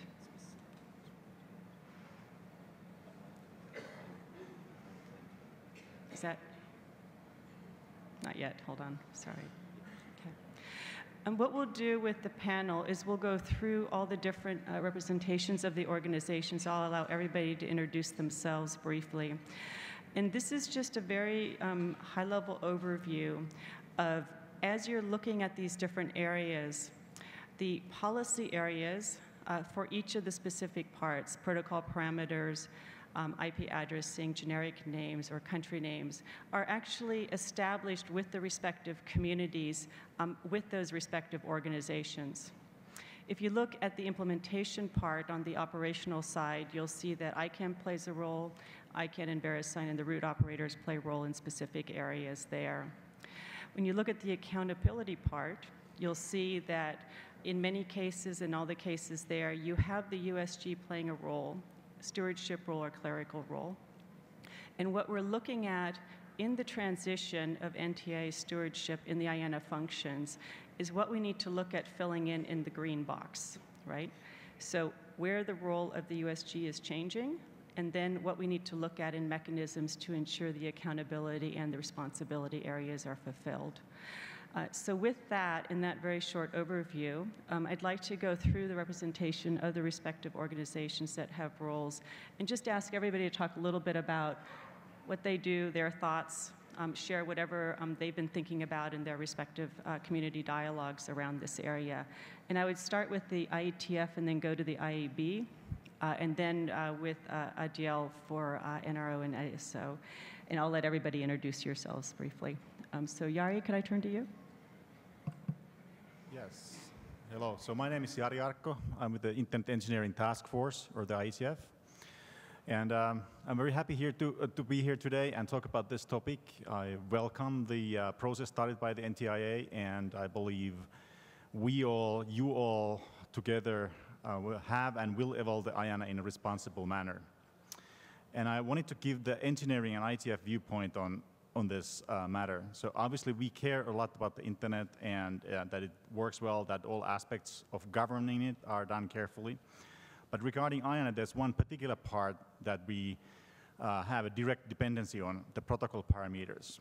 As parts of our standards work, we end up allocating protocol parameters such as port numbers, protocol numbers, various kinds of attribute numbers in different protocols. And the IETF role in that space relates to setting the allocation policies for these numbers and ensuring their faithful implementation. We work together with the IANA department of ICANN, who actually maintains a database of those allocations. The IETF and ICANN have a contract that specifies the roles of the different parties very clearly. And I want to make a couple of observations about the protocol numbers aspect of the IANA functions. First, the practices have evolved over time, and the process recently started by NTI is just another step in that evolution. So it's a big step, but it's still just one step within that evolution. In the last 15 years, the IETF and IANA have seen the creation of the contract between themselves, the service level agreements that are revised yearly, role definition RFCs, groups to track the relationship, and not to mention thousands of RFCs on protocol parameter allocation policies. And those policies have been set by, again, thousands of IETF participants in an open consensus process. And the process indeed has been open to all. We have participants ranging from academics to businesses to even regulators. And finally, I have a couple of personal suggestions on how we will reach a good result in this process that is now starting. First, let us run a bottom-up community process so that the community or communities themselves can show the path forward. We are certainly doing this in the IETF. So please take the time to participate in these processes and participate in the current discussion about the process for the plan and then the actual subsequent discussion of the plan that we intend to provide by September 2015. Second, the discussion of IANA changes go beyond ICANN. I think it's beneficial to push parts of the discussion to the organizations that are responsible for the individual parts, such as the IETF and protocol parameters or the regional internet registries and IP addresses. Finally, I think we need to stay focused. Let's find a way to make the IANA changes while keeping in mind that there are many other parallel discussions to have. Thank you. Jari, thank you. Russ Housley, Chair of the IAB. Hi, good afternoon. I'm Russ Housley, Chair of the Internet Architecture Board. We welcome the recent announcement by NTIA, and we do see this as the next step in a process that started more than 14 years ago. For the protocol parameters, the system is working very well for the IETF community. We have confidence in the multi-stakeholder approach, and this confidence is well justified. Policy, as Jari said, policy is being set by the IETF community. It's being, the operations functions are being performed by ICANN, and the oversight of these is being provided by the Internet Architecture Board. The agreements and the specifications are in place, and as Jari mentioned, they're reviewed regularly. And that review takes place by people selected by the nominations committee and is accountable to the community. More than 1,000 individual protocol parameter actions have taken place in the first 3 months of this year. It gives you a feel for the scale of the protocol parameters portion of IANA, and that includes creation of new protocol parameter registries when a new protocol is established, assignments within existing registries, and modifications and removals within existing registries. And all that is going on at the same time that the IANA staff is reviewing drafts for future RFCs to make sure that the processes that are specified in them are clear so that they can actually implement them if they're approved. So we're looking forward to engaging with the whole internet community as this process goes forward. Thank you. Thank you, Russ. Next, we'll move to the IP addressing side. We'll start with Adiel Akplogan with the NRO, and then followed by Frederico Neves, who runs the IP address registry for Brazil. Thank you, Teresa. Yeah, it is a pleasure for me to discuss this specific matter with this very diverse community. I think it is a unique opportunity for us to address and discuss this issue with you. So I'm Adiel Akplogan, I'm the CEO of Afrinic, and at the same time, I'm this year the chair of the Number Resource Organization. For us, I think this moment is something we have been calling for a while. And inevitably, we are committed to work together with our respective community as RARs, that mean number resource users, and the global community as well, in order to come up with solutions that show that we can live up to the expectation and deliver something that ensure a continuous, stable, reliable, and secure operation of the number registry. as one of the direct beneficiary of IANA service, we will, of course, run a consultation, a dialogue in our respective community. That is a regional community. As you know, we as RAR, we have a regional coverage where in each of our region we have a very well-defined bottom-up policy development process, which we can definitely use in order to get input of our community on this. We have reviewed the draft process and framework document that ICANN has recently published, which will be a kind of the guideline for all us, not only within the ICANN framework, to participate and contribute to this process of the IANA oversight, the transition of the IANA oversight. We have globally, we support the framework as defined in that document globally. In terms of process, we also think that it will make it more easier and probably process effective if I can, and this process can delegate part of the discussion to those stakeholders who directly benefit from the service of the IANA, so that we as RAR, for instance, can take this up regionally with our discussion, so that the input and the contribution from our respective community can be very pertinent to the specificity of our region.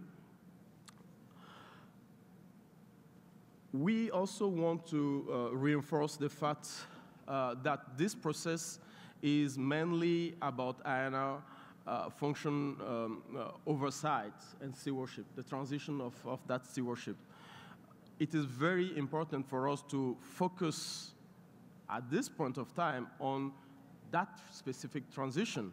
And if there is any other improvement that is needed related to the function itself, related to ICANN, we can focus on that later. But let's focus on this first. Let's use all the process, all the means that will be provided to give input and contribute to an oversight that we all fit part of. Thank you. Thank you, Adil. Federico? Thank you, Teresa. Hi, good afternoon. My name is Frederico Neves. I'm the Director of Services and Technology at NIC.br. Not-for-profit organization in charge of the .br registry and the Brazilian NIR operations. Having participated in this process since the EFWP, I'm very happy with the announcement, as this brings new hope that I will still see a closure for this process. We should not forget that IANA is a service for a few thousand direct users, but indirectly to all the internet. IANA doesn't set policy, it only applies the ones created at other bodies, some of them outside of ICANN. And this already provides a reasonable balance of power and perhaps already adequate oversight. During those more than 17 years of use of the IANA services, we have saw continuous improving of them, being the availability of easy machine parsable versions of the registries, being the deployment of the RZM, and others, always with a high level of professionalism, availability, and especially predictability of services.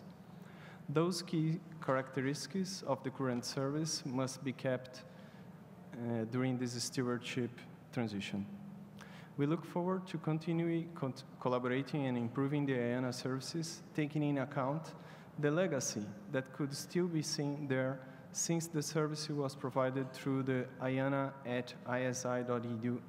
address. Thank you. Thank you very much, Federico. So now we'll move to the namespace from that part. And if I could start actually with Jonathan Robinson, Chair of the GNSO, and then we'll go to Jörg and then to Byron. Thank you. Thank you, Teresa. Good afternoon, everyone. My name is Jonathan Robinson. I'm chair of the GNSO Council at ICANN. When talking about this session, we agreed that that it may be useful to make some remarks to orient the audience, because not all of you are familiar with ICANN and the makeup and structure. So the GNSO exists through the bylaws of ICANN, and it is an ICANN supporting organization. Functionally, it's the body responsible for developing and recommending to the ICANN board the policies relating to generic top-level domains. The GNSO itself is a multi-stakeholder body comprised of diverse stakeholder groups, as well as constituencies organized within those stakeholder groups. The policy work is managed by the GNSO Council, of which I am the chair, and it's undertaken in working groups which are open to all. There are unique and specific characteristics about what we call consensus policy developed in the GNSO, in that once it's accepted by the ICANN board, it becomes contractually binding on the GNSO, on the GTLD registries. And we refer to that as consensus policy with a capital C and a capital P. So we have comprehensive procedures in place to facilitate the development of this critical GNSO policy and analogous tasks of which we're talking now in a bottom-up, consensus-driven and multi-stakeholder manner. Therefore, we are well equipped to work with this, in my view, the NTIA transition type of problem in a similar bottom-up multi-stakeholder manner as envisaged within the NTIA announcement. The GNSO is very interested in the transition of the responsibilities from the NTIA for a whole variety of reasons. And one particular noteworthy point I'd make in this context is that the registry operators are direct and regular customers and users of the IANA function. So therefore, whilst the GNSO has well-developed procedures for developing policy in this bottom-up, open and transparent way, it's clear that with regard to the NTIA transition, work will need to be originated across the entire ICANN community, and we have previous experience within the ICANN community of this type of work, again being done in a bottom-up manner within cross-community working groups. Also, work on the transition from NTIA needs to be open, transparent and inclusive, and in particular, explicitly recognizing at all times that this is much more than an ICANN community issue, a most pertinent point in this forum. And any process or work undertaken within the ICANN community needs to be continually cognizant of that point. So from our perspective, it's early days as we start the work on the processes to develop a proposal to deal with this transition. But there is an existing proposal on the principles and mechanisms that's been published by ICANN in its capacity or as convener of the process. And I expect there'll be comprehensive feedback from various groups within the GNSO. In addition, there is the possibility of a community-initiated cross-community working group with GNSO as members, but certainly not exclusive participants in such a cross-community working group. And we are mindful of the fact that there are both direct customers and consumers of the IANA services, as well as a whole range of directly and indirectly impacted parties. Finally, there is clearly a significant accountability component to the existing NTIA role, which needs work and is not addressed in this in this context right here. And so a place needs to be found to deal with that in an integrated way. And to that extent, I was very pleased to hear Fadi's announcement at the beginning of this session. Thank you, Teresa. Wonderful. Thank you, Jörg.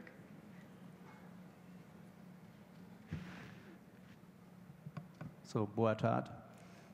My name is Jörg Schweiger. I'm the CEO of DENIC, a company managing the registry for .de Germany. DE, by the way, is the largest country code top-level domain in the world, focused on a local market, and we're currently handling about 16 million domain names. That said, for me as a CCTLD manager, the IANA function is predominantly a database administration function, performing operations like name server changes on my behalf, commissioned by my organization. And like for any other IT system, I would require this system just to be accessible. It doesn't even have to be 100% available. Let's say 99%. It's got to perform its task correctly, comprehensively, and seamless, robust, secure, and in a timely, predictable, trusted manner. And period. And that, by the way, even includes a CCTLD redelegation, as this is handled by or in the country, and it will just result in yet another order to the database management system to be updated. So as to this, a governance body, as we're talking about, would only be needed for delegations or even for fundamental changes to be applied to the ecosystem as a whole and to further evolve it. To my point of view, this governance body could be ICANN. If so, most probably some changes would be needed to apply, for example, with respect to accountability, e.g. talking about the affirmation of commitments. And that's basically my point of view and a CCTLD points of view. Thank you. Well, thank you. Byron. Hi, my name is Byron Holland. I'm the president and CEO of CIRA, which is the top-level domain operator for Canada.ca. And currently, I'm also the chair of the CCNSO, the Country Code Name Supporting Organization within ICANN, a sort of a sister parallel organization to the GNSO, which you've already heard about. First, I would just like to say thank you to the government of Brazil, who has, like many things in the internet, taken a risk in being innovative in coming forward with a conference like this. But I would especially like to call out my peers and my friends at CGI.br, who operate the Brazilian registry. In particular, Demi and Hartmut and Frederico and their teams, who have done the heavy lifting on putting on a very complicated, complex event in a short amount of time, and I think we all owe them a significant thank you for that.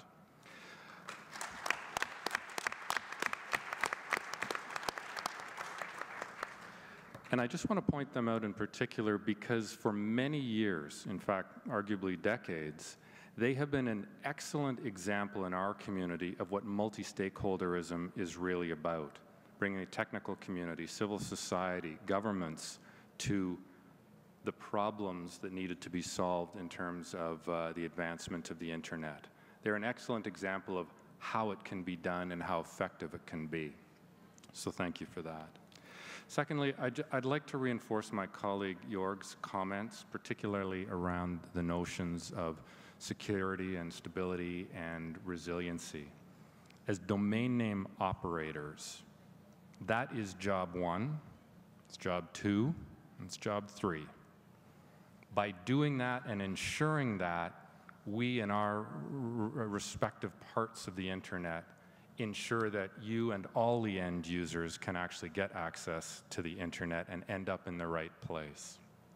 So whatever happens with the IANA transition, you can be assured, I think, that the CC operators, or the country code operators from around the world, will be particularly focused that in the face of any change, and we believe that this change is the next logical step in the globalization of the internet, but in the face of any change, there is some inherent risk. And we will definitely be focused as a community on making sure that however the oversight transition happens, that we mitigate that risk and ensure continued delivery of a stable, secure, and resilient network. Finally, let me just say a few things in my capacity as the CCNSO chair. Country code operators are somewhat unique in the internet ecosystem in that while we are day-to-day operators of a function, we also typically have elements of sovereignty that are wound in and around our organizations. We are not all the same or homogeneous by any measure. Sometimes we're run out of universities, sometimes government departments, sometimes pure private sector actors, sometimes not-for-profits. We have very different makeups, very different business models, even though we have generally speaking, a common goal. But because we typically have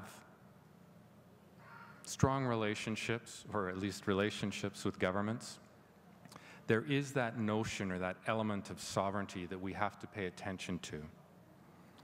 And as such, one of the manifestations of that is that country code operators, for the most part, do not have contractual relationships with ICANN or IANA. We have to work consensually within the CCNSO as well as with ICANN and the IANA function, which is so critical to all of the registry operators. And that makes how we interact in this process somewhat unique relative to many of the other actors in the process, particularly because it has to be very consensual and be respectful of the issues of sovereignty. That said, we are operators, and like our colleagues in the generic namespace, as well as, I would say, the root zone maintainer and the root operators, we are part of a very small number or type of actual customer of IANA. So while we all need to participate in the discussion about this transition and make comment, I would also just remind this audience and everybody in the overall conversation that there are really a very few set of customers of the IANA functions. And generally speaking, our concerns are going to be twofold. One, over the appropriate oversight and accountability associated with the IANA functions. But as I said, jobs typically 1, 2, and 3 are going to be about the safe, secure, and resilient management of the network and the IANA functions that are so core to what we do on a day-to-day basis. We in the CCNSO community have already started making comment within the ICANN fold, and we will continue both inside ICANN and beyond. We have identified what we believe are the actual elements of the US government oversight that will need to be addressed as it withdraws its oversight function. And we have put those on record for ICANN at this point. We certainly intend to be part of any potential cross-community working groups that are relevant to this discussion, and certainly intend to be a fulsome participant in the overall discussion. So with that, I would like to say thank you very much for this opportunity and look forward to any questions later. Thank you, Byron. That was very, thank you. Thank you. We will hear also from Heather Dryden, who's the chair of the Governmental Advisory Committee, also from a governmental perspective, using the opportunity of this meeting to hear from that. Thank you very much. Thank you. Can you hear me now? Okay.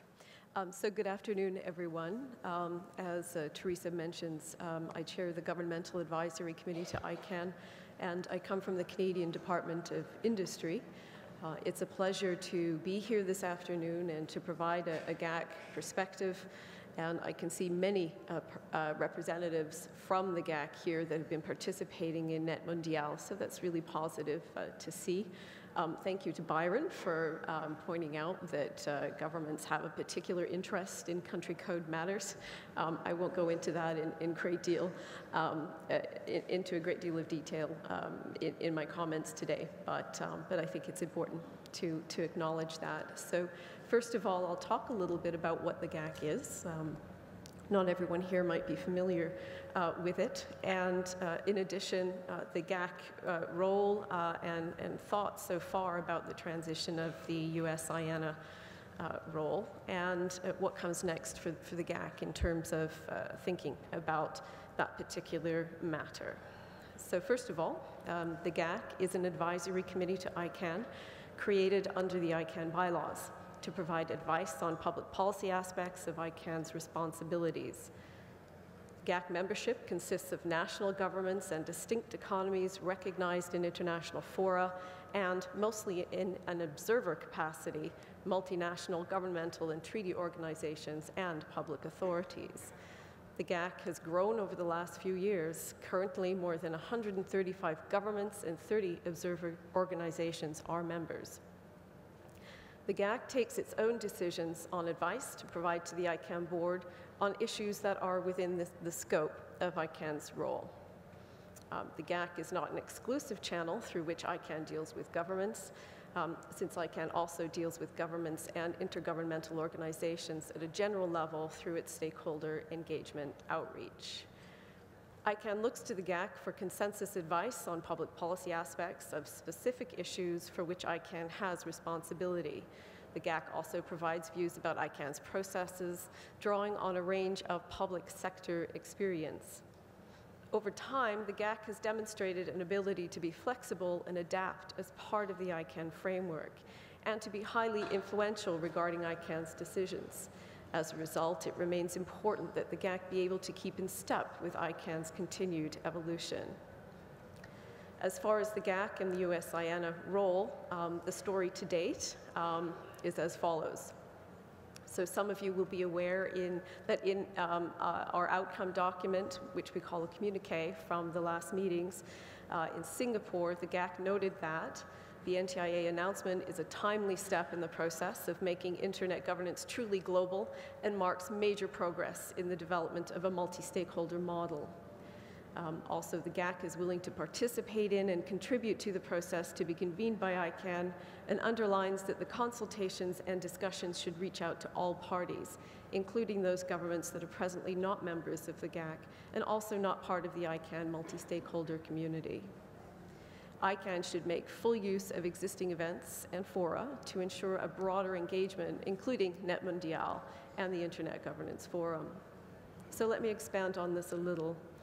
And you can read the transcripts from the GAC discussions. All GAC sessions are generally open, with the exception of the finalization of our negotiated output documents, which, as I mentioned, we call a communique.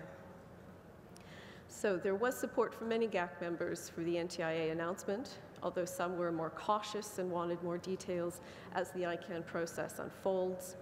There were two issues that GAC members want to ensure receive particular attention. The first of these is the importance to governments of the need to maintain the security, stability, and resiliency of the Internet DNS, and I think we've heard many colleagues here echoing precisely that thought. And the second issue is that the interests of developing countries are fully addressed both in the process and in the final outcomes. So what can the GAC bring to this transition process?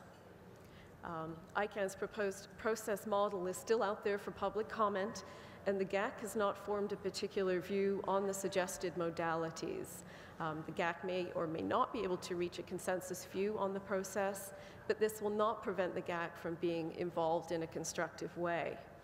Individual GAC members can, and I'm sure many will, contribute directly to the process as interested stakeholders. They can also use GAC structures and processes to better inform themselves, other members, and the community to generate better public debate on the issue generally. GAC structures and processes include face-to-face meetings, which, as I've noted, are generally transparent, intercessional work, and dialogue with the community, as well as support from a new independent secretariat. GAC members can bring several levels of expertise to the transition process. And whatever you may think of the role of governments in general, they do have insights on how to achieve outcomes from difficult issues that affect a large number of people.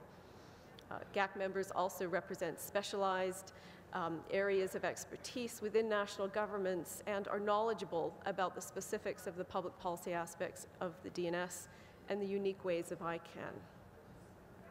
So to move forward in this process, the upcoming ICANN meetings to be held in London in June provide several opportunities for governments to continue further to the transition process.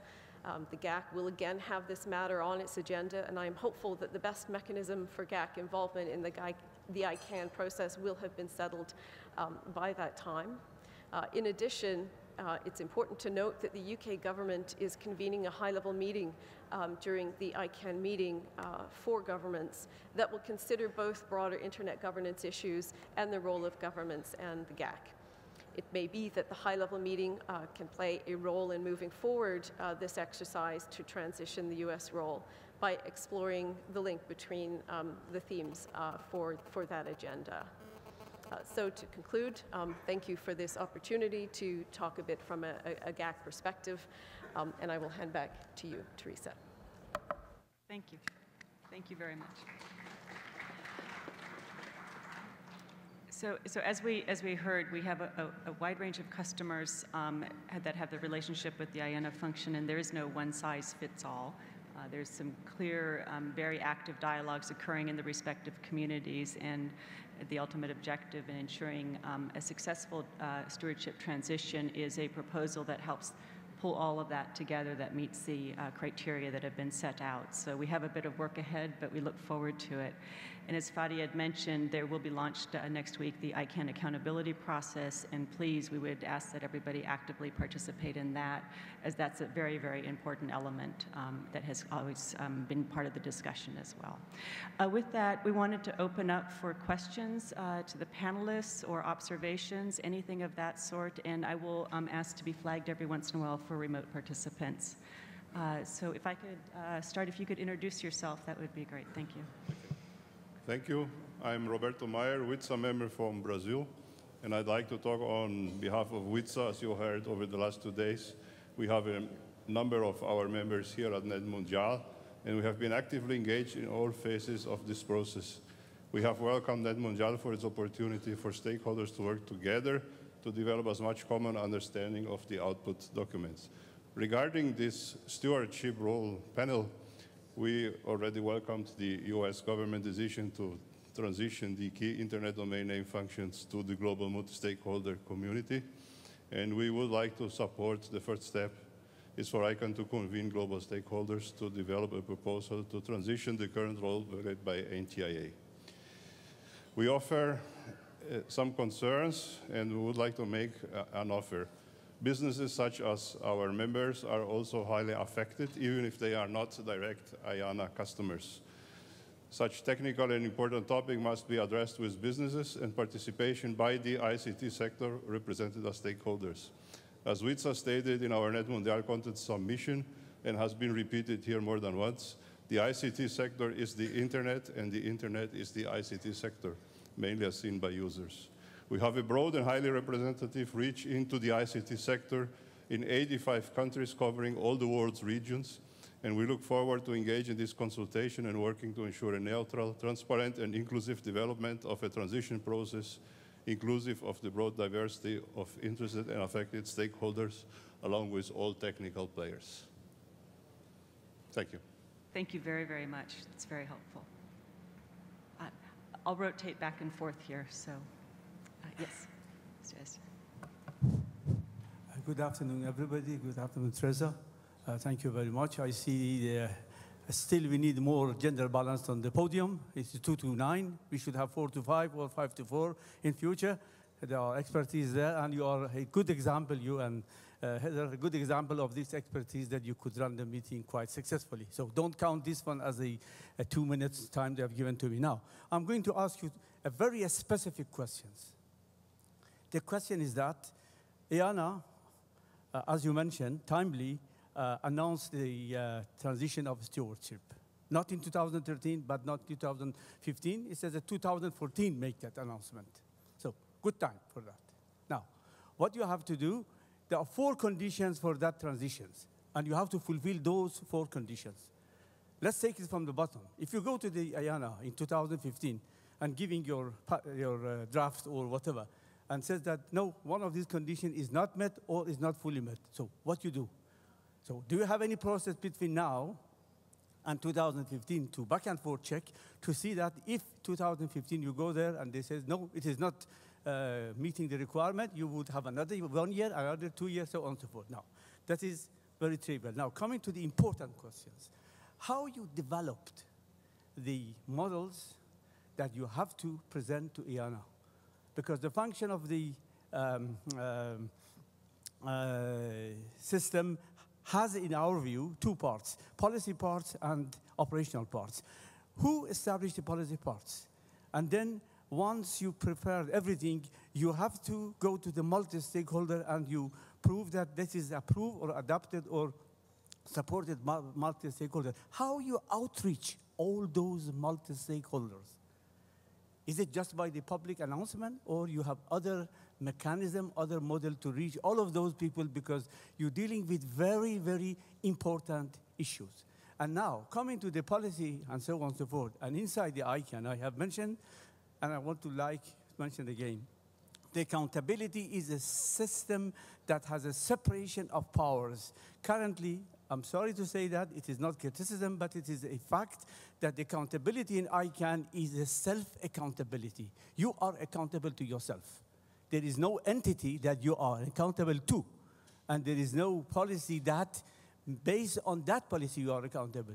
You establish the policy, you are accountable to yourself, and that's all.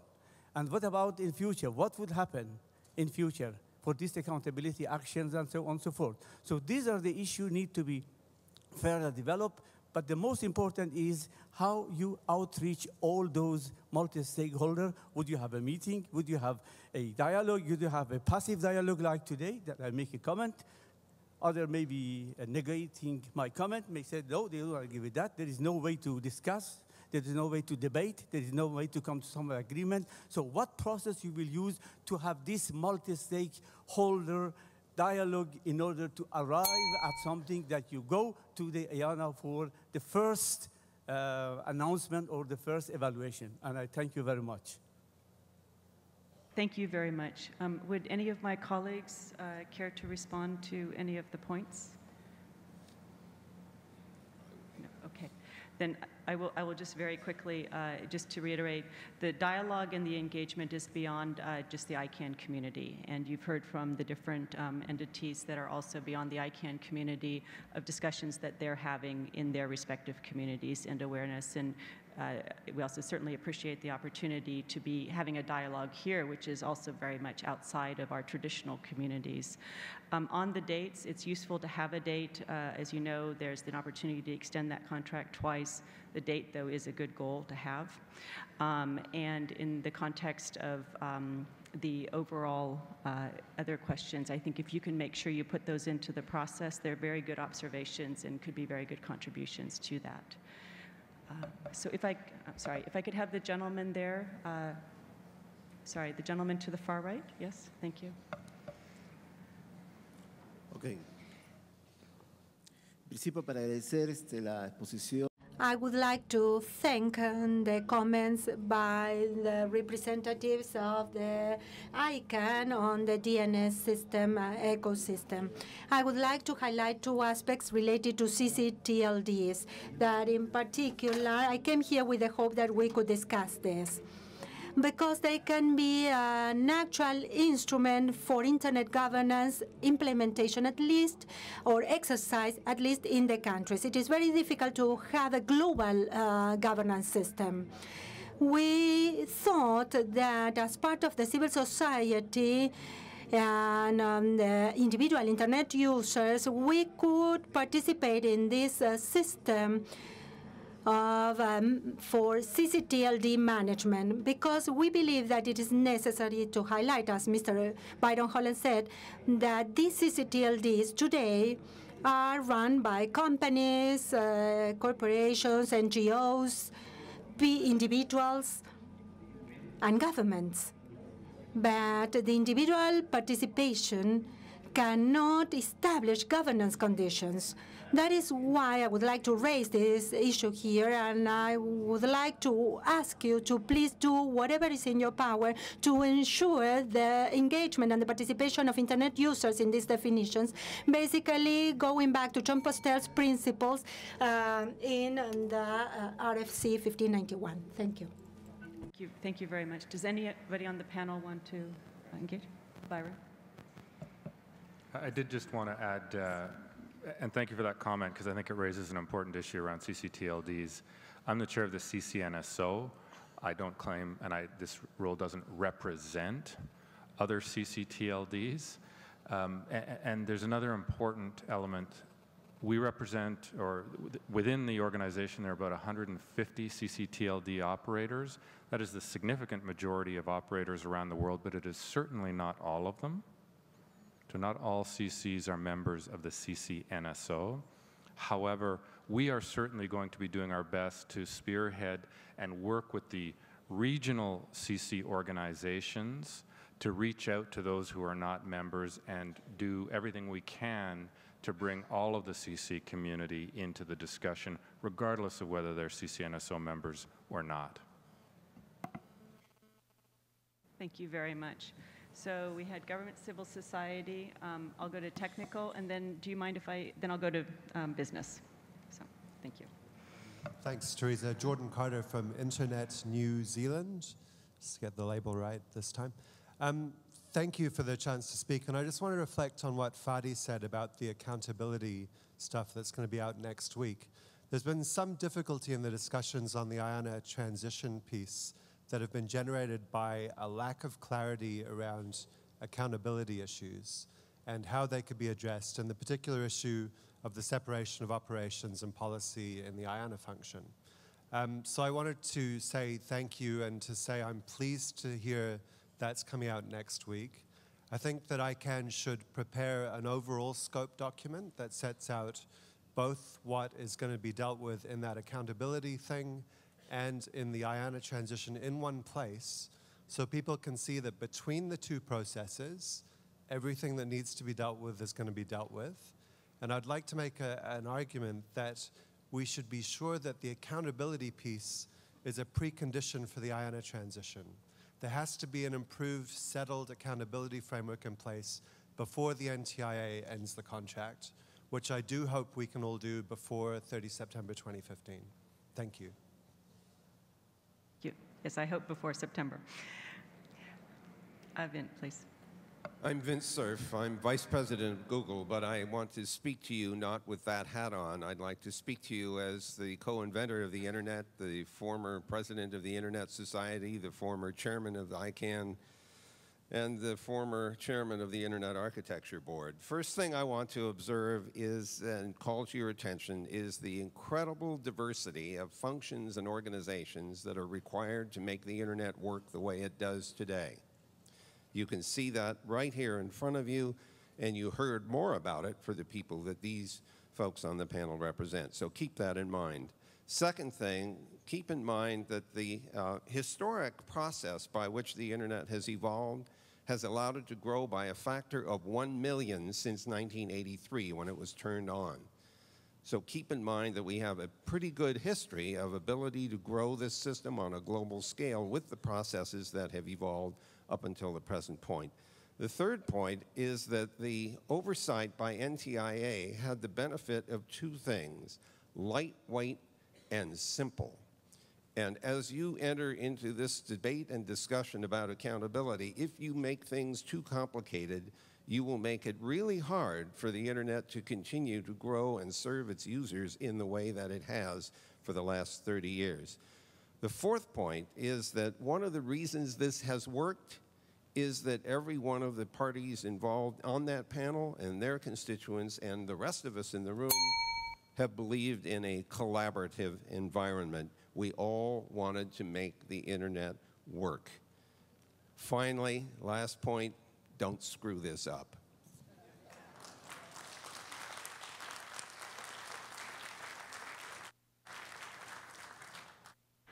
Thank you very much. Important points to be noted. I'll go back over to this side. If I could have civil society, thank you. Edmund Chung here, and I made an effort to move to this side of the room to be, I guess, speak in civil society hat on. Following with what Vince said, don't screw it up, I can't help but recognize that almost all the organs in ICANN is here in the panel except for ALAC. And I understand that you probably focus more on the customers for the IANA function, but I can talk about at least one function or at least one service that is to the public, which is the IANA WHOIS, the IANA database, the TLD database, and the IP database. That is a service to end users. I, as an end user, would consult that service. So don't leave out ALAC and don't leave out the end users. Thank you. Thank you. That's a very important. Thank you. We do have a few pending comments from the remote hubs. So if I may, if you don't mind, just to hold off just for a second. Thank you. If we can figure out how to put those up. Okay, we have a total of 6 comments, so I would like to know if it is reasonable to read all of them or just some of them. It's a good question. Let me ask the gentleman, do you mind if I do 3 and then come to you? Is that all right? Okay, thank you, Kurt. Thank you. So I'll present 3? Let's do 3. Okay, so... Let's do 3, and then we'll go to the speaker, and then we'll do the 3 others, and then go back to the line. Okay. And then I think we're running out of time, if I'm not mistaken, so we'll cut it off after that. Okay, Thank you. Thanks. So the first comment comes from Remote Hub at Ecuador. Comentario del Centro de Participación. Comment from Ecuador Hub, representation of civil society. We share the concerns mentioned about lack of reaffirmation of democracy as a core criteria for the internet governance, and about the need for a deeper debate of the multi-stakeholder model, the potential of the model, and the limitations of the model.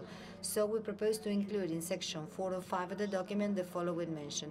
We second the proposal to convene a meeting that will only deal with democracy, multi-stakeholderism, and the roles of multi-stakeholders. Now we have 2 comments, one from Bangladesh, civil society, and another one from Nigeria. This is a comment from civil society from Bangladesh. What initiatives are being taken to bring in more participation from developing countries? Since the next 2 billion internet users are coming from these countries, it will be unfair if these countries are not represented in proportion. And the second comment from Nigeria reads, when Fadi says this panel will be going to other events for the next few months to discuss this issue, does it mean that this is a de facto panel that will lead the NTIA oversight transition process? Secondly, the NRO chair says they support the ICANN proposed process globally. Can I also assume they support scoping a document as well? Thanks. Thank you. Does anybody want to answer any of those? Yeah? Okay. Yeah? Okay. Yes, just to answer the question that was directed to me about the scope, yes, we endorse the scoping of the document, and we will work based on that scope. Thanks. Thank you. And on the outreach, all the different organizations have events in different regions as well, so there is a broad range of outreach which should reach all regions. Thank you. Kurt? Thank you, Teresa. I'm Kurt Pritz with the Domain Name Association. So first, everything that Vince sent, and then the Domain Name Association represents the interests of the domain name industry, including country codes, TLDs, and generic TLDs. IANA's largest direct partners and customers. There'll be close to 1,600 TLDs in the near future, representing over 1,000 IANA transactions a year. The current ICANN proposal for an oversight transition plan, however, essentially excludes GTLD operators from direct input. This proposal was written after ICANN board member Ray Paulzak said in the Singapore meeting, "We don't have the equivalents from the name world sitting at the table. The point is that registries should be engaged in a much better manner than they are now. They are underrepresented in this. I know from my own experience that the stakeholder process, the multi-stakeholder process works well, and it's going to work in the IANA transition. It'll work because it's inclusive and because we have unfiltered access to experts in every field. For the IANA transition, those experts are IANA's customers, the RIRs, the IETF, and TLDs. Developing the transition process has to be customer-focused and rely upon the expertise with those with firsthand experience. On another note, and on my own behalf, I believe the discussion of the separation of policy and operations is not of primary concern now and need not occur now. There are already separations and sets of checks and balances in place inherent in the process that need to be understood first. And if I had more time, I would thank the organizers and the volunteers that stayed up till 2 o'clock in the morning working. So thank you very much. Thank you very much. Okay, with that, I'm going to go back to the other three remote, and then I will go to civil society and then go back here. And I think we're closing off the comments then after the lady behind you. Thank you. Okay, so we have 3 comments coming from Santa Lucia, civil society, Bhima Varantown, India, and also USA technical community. The first comment reads, when Mrs. Swinehart says community, which particular community is she referring to? A comment from India Civil Society reads, we have already approved draft IETF protocols. Why don't we use them that? And the final comment from the US technical community reads, do panelists have a view on where and how CCTLD redelegation should be addressed in the evolving internet ecosystem? Thank you. On the community factor, that involves all stakeholders in the respective communities that work with the different customer bases of the IANA function. So it's a term that's used in that context. Does anybody want to respond to any of the other points? Byron? I'll just make a couple of comments, one in general and one a little more specific based on the comment that we've just received. First is in response to, I think it was Edmund's civil society intervention around why is civil society not on this panel. I just want to remind civil society and also the audience in general that many or most of the CCTLD operators, like our colleagues here in Brazil, like I do in Canada, and many, many others, have essentially multi-stakeholder environments in their own areas, their own territories, countries, and that civil society is, generally speaking, always welcome to participate in those kinds of organizations. So it may not seem like a direct drive relationship like a direct customer of the IANA function, but let me assure you, in many, if not most of the CCs, there is an ability to provide input into this process. There was a very specific question that came in regarding CCTLD delegation, redelegation, and retirement, and where that should take place. I just wanted to make note that within the CCNSO, but also as a cross-community working group, the issues around those 3 components are being discussed very actively and have had the involvement of GAC members, certainly country code operators, and more. So there has been considerable work done on this subject, and it continues to be ongoing. Documents, more documents than you could ever hope for on this subject are available on the CCNSO website. And so we have Jörg and then Russ. Okay, so I would like to comment on the specific question about redelegation as well. To my point of view, I think that redelegation issues should be handled in the respective country. And that is, as Byron already mentioned, because CCTLDs are sovereign. And as they are sovereign, there's no need for a say from different multi-stakeholder perspectives within the issues that tackle a certain country, be it a redelegation or just a change of a name server. So what I really do believe is that these kind of problems should be resolved in the given country. Russ? So we heard in the question that we have some internet drafts in the IETF community. Why don't we just use them? We're in the middle of a process as well, and one was to document how things are currently working, and that is documented in RFC 6220, and so that gives us a baseline to do the rest of this review from.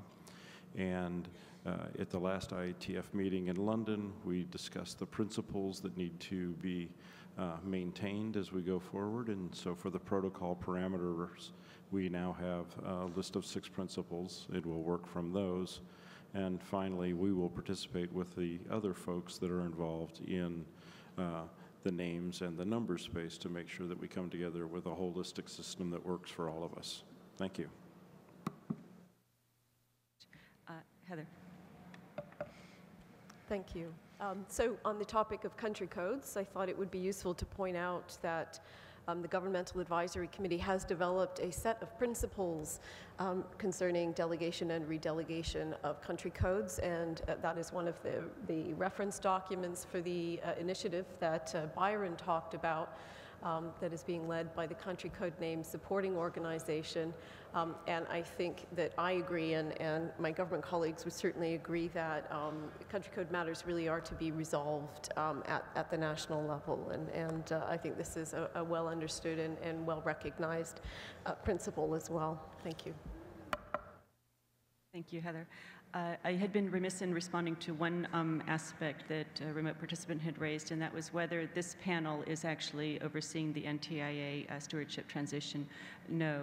The proposal that is out for public input until the 8th of May proposes a cross-community, along with all of the represented organizations that have a relationship with the IANA function, our customers, a proposed kind of steering group. So please take a look at the proposed framework and process, and please provide your input and thoughts and suggestions on that, and we can make sure that that's captured in there. So it's very important, but this is not the oversight mechanism for this process. Thank you. Let me go to the gentleman there. Thank you.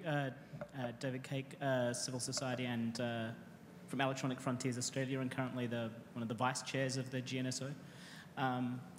So I just sort of want to reply to what Vint Cerf said, and of course I'm not silly enough to disagree with Vint, but he did say that, and the NTIA said that the current process is very simple, and it is. I've been told directly by NTIA people that the actual check they do review process takes about 2 minutes. They more or less just say, is this in line with the appropriate policy? And it is. And I'm hoping that will eventually we will return to something that takes, still 2 to 5 minutes, maybe at the outcome. The difficult part is determining that everybody trusts the person who makes that call, that they are accountable, and that we all trust that the decision will always be done rightly and that cannot be abused by anyone. So it will take us a while to come up with that, but I do think we are all in agreement. Well, we can't say that everybody's in agreement, but I think many of us are very much in agreement that what we need to get back to is eventually that same simple process. It will just take a long time to get there. Thank you very much. Jari wants to comment. Thank you. Yeah, so I fully agree with that comment, of course. The one thing that I wanted to add is that, just to provide some perspective, that the IANA organization is actually just 10 people, 10 professionals working on this task. So, and they do great work, by the way, but you can imagine that all of us and many other organizations and meetings around the world discussing this, and 100+ governments thinking about how to oversee this. So in addition to their great work, they also do receive quite a lot of oversight. So let's keep things in perspective and at appropriate level. Thank you.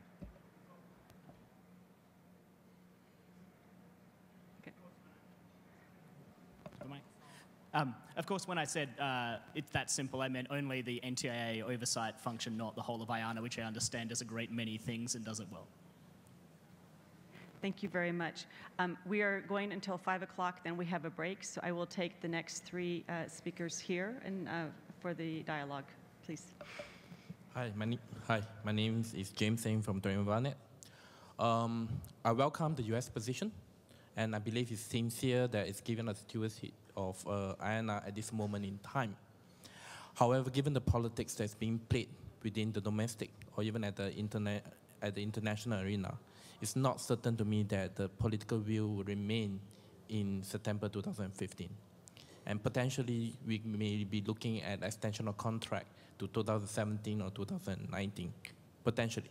It's hard to say what will happen. What I'm saying is that we need a plan B.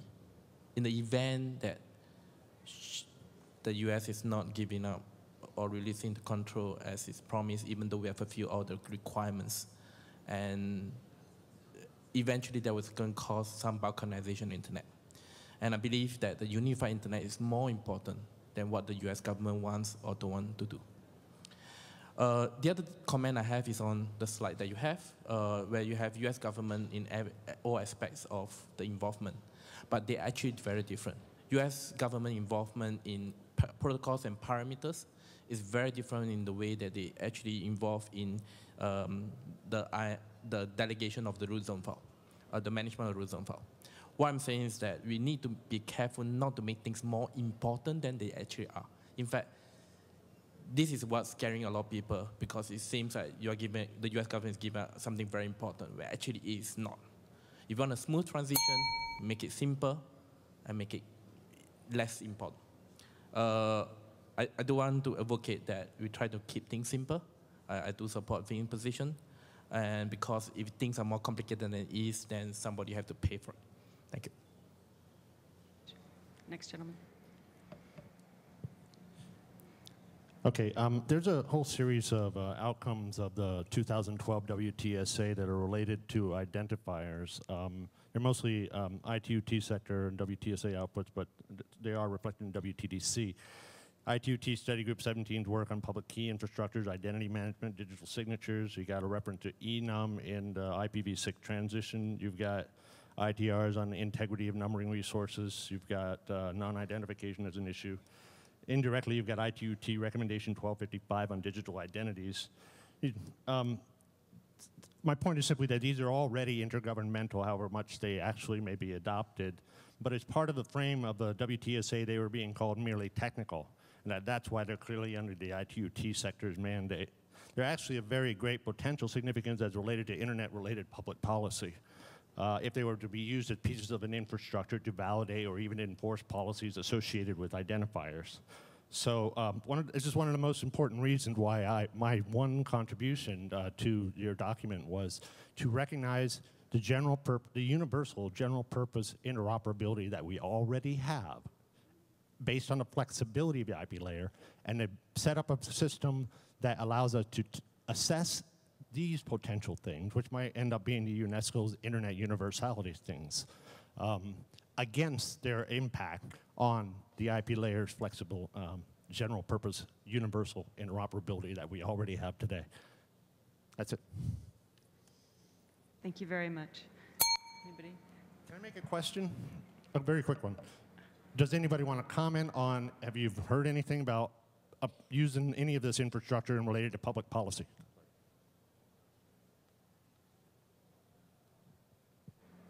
I'm a little sensitive to the time right now. Does anybody want to respond to that, or we'll take it? Okay, fantastic. Yes, thank you. Thank you, Teresa. My name is Young-Am Lee. I've been CCNSO counsel since 2003, and I would like to add and complement the comments by my colleagues Jörg and Byron as a CCNSO member. I would like to remind everyone that the CCs existed before ICANN. .kr was created in the early 1980s. And when ICANN was created, CCTLDs were only a constituency under the DNSO. And I remember back in 2001, we were discussing if we were going to stay in ICANN or if we were going to form our own organization and operate independently. However, things worked out. We have cooperated with ICANN, and although not all the CCTLDs are now members of CCNSO, our membership is increasing. And I hope in the new structure, I hope this spirit of cooperation continues. I hope that the voice of the CC operators are given the due status when discussing any changes regarding IANA, not only because the issues with sovereignty of the country code names, but because the CCs have been doing a great job in managing the domain names. Thank you. Thank you very much. Heather mentioned that she may be able to respond very quickly to the last question that had been asked, and then we'll wrap it up, or would you like to give it a try? Thank you. Since it was asked so quickly, I hope I have understood what was the issue driving the question. But I think when you look at the unique identifiers for the internet, that among those different identifiers, the area where there are the most public policy issues is on the naming side. And I think that's very clear, and I think that's why it has become such an important point of focus for government activity to comment on the naming side via the Governmental Advisory Committee to ICANN. The other internet organizations or technical organizations don't have a GAC, and they have ways of accommodating government inputs to their open processes. But just to say, certainly in terms of the unique identifiers, it's really the naming side where the majority of the public policy issues come up and are discussed and advised on by the GAC. Thank you very much, everybody on the panel, and also the participation and dialogue with the audience and the remote participants. You have two. We have two comments. Two further comments? Okay, yes. And then I'll say thank you very quickly. Thank you. Okay, the two. We have a comment coming from civil society in Cameroon, and also a comment from civil society in USA. Comment from Cameroon reads, talking about independence and sovereign aspect of a CCTLD, in best practices, the CCTLD manager should firstly serve the local internet community and help develop the internet locally. What happens when the local internet community is unhappy about the management of their CCTLD, as far as the redelegation process is complicated and has many incomprehensive requirements? What can the global multi-stakeholder internet community, who will be in charge of the IANA function, do? To be simple, who the CCTLD manager is accountable to? And comment from the US civil society reads, the question has been made but pointedly not answered. The US government set fairly strict conditions on whether it actually will go ahead with transition from its control. What will be the outcome if the transition conditions are not met?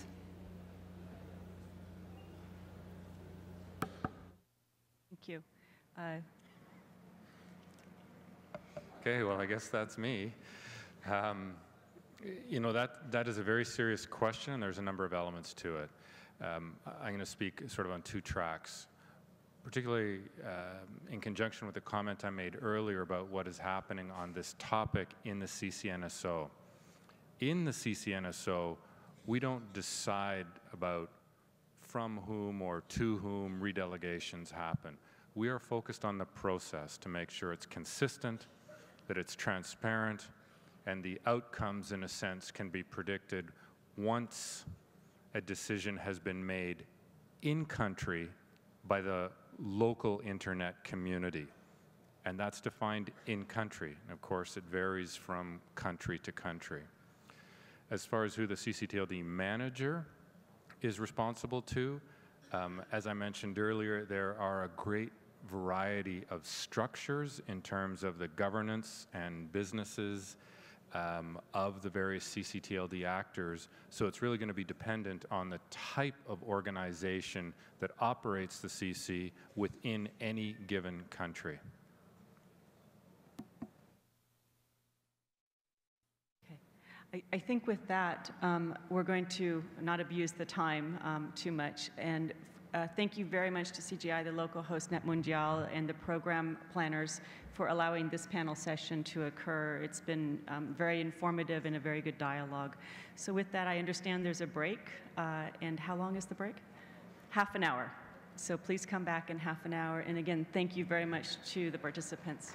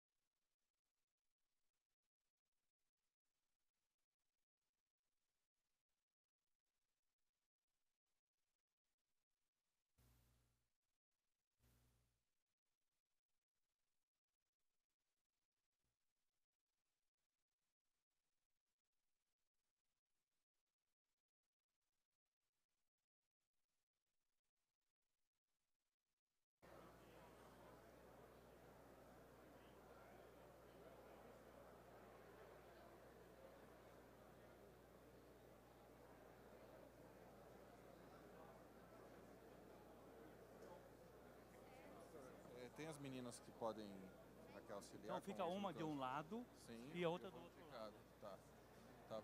Vou ter que chamar ela. Fica com os dois e... Tá.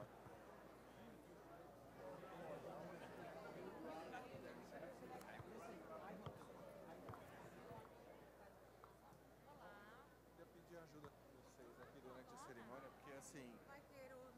Vai ter o micro... daí tem que... Assim, porque tem são 4 pessoas que vão falar. 2 estão desse lado aqui. Ficar aí. Daí 2 estão daquele lado. Então, daí tem que... O senhor que vai ficar na mesa? Não, eu não vou ficar na mesa, eu vou ficar aqui, mas eu posso indicar para vocês, ó, essa pessoa... Tá, levanta uma pessoa levanta e daí você... Tá ok. Pode pedir, Pedro. Tá? Cadê mais uma pessoa nossa que vai ficar aqui? A Ana Cláudia também vai vir, mais uma, Aqui 3. tem 2 microfones. Não, mas não tem problema.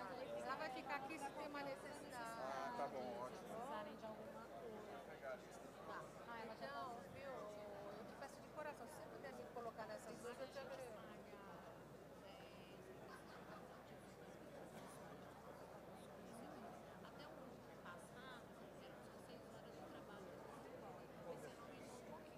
Não, isso daí é... É.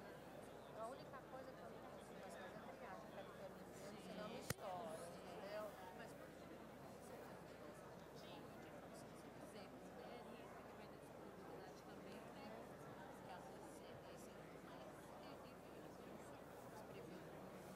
Ai, vai ser CP mesmo?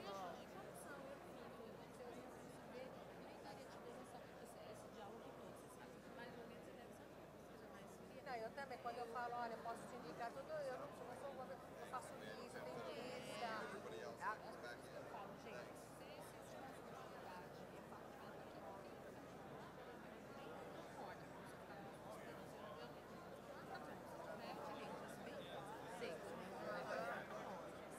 Ai, se você puder, eu te agradeço. Porque, olha, eu tô, assim, não tô, assim, no fundo do poço, mas eu estou precisando, sabe? Eu tenho minhas coisas, assim, que eu preciso pagar e não tem ninguém que me ajude, não tem de onde sai. Porque quando eu tô de férias de navio, eu não recebo do navio, sabe? Por isso que eu tô com uma depressão. Vai ter depressão de horas. Não, vai ficar bem.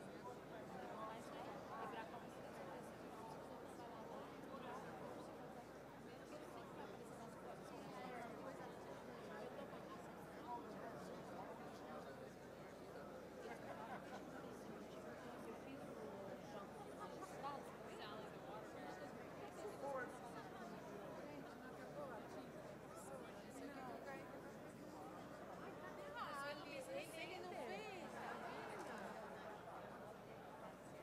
Gente do céu.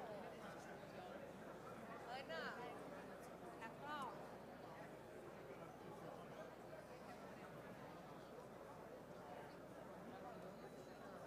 Então eu não vou ligar para cá, não vou ligar, espero você me dar uma alô, Eu vou ligar. tá bom? Fique tranquilo. Amanhã mesmo eu ligo para que você ainda alguém essas posições, se ainda tem disponibilidade, né? Porque se eu fechar serigrafia 6, 7, 8, 9, eu não quero nem saber de abrir. Eu queria.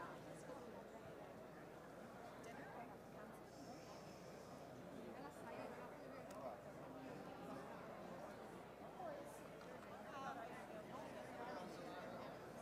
Tem ritmos diferentes da gente, né? Você sabe que dá pra coisa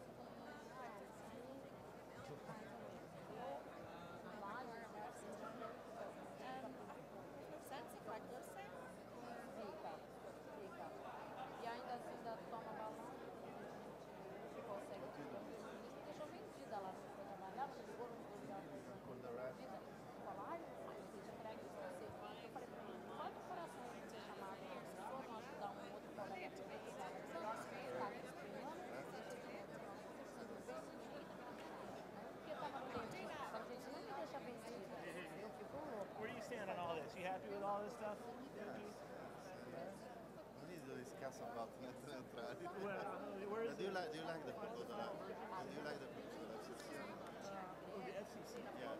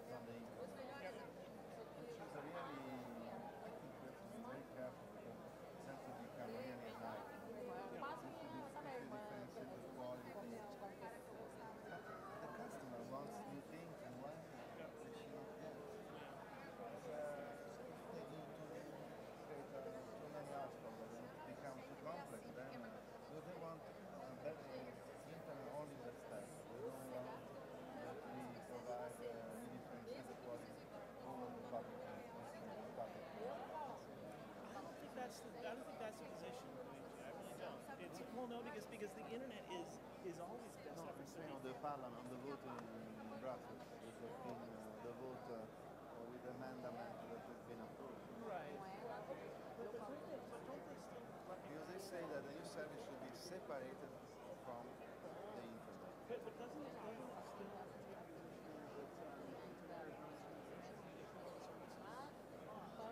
They're saying that it's more a protection of the customer rather than, because they say if you have video on demand over the internet, then what could happen? That you would undermine the quality of the normal internet, the quality for the customer, and this is so in order to avoid this risk, you want to be sure that you separate the new service are completely separated from the internet.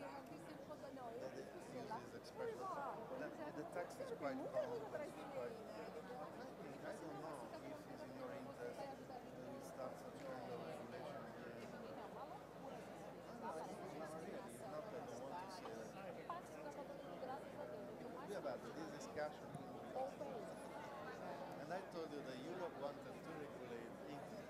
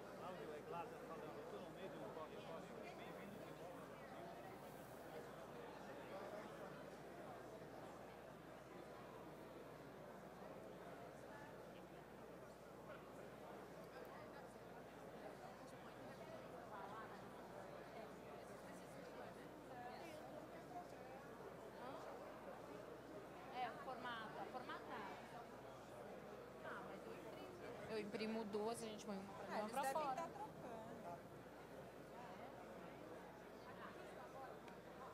Imprimiu duas. Mas você tinha? Vazou, né? Não sei se eles tinham. Ah, né?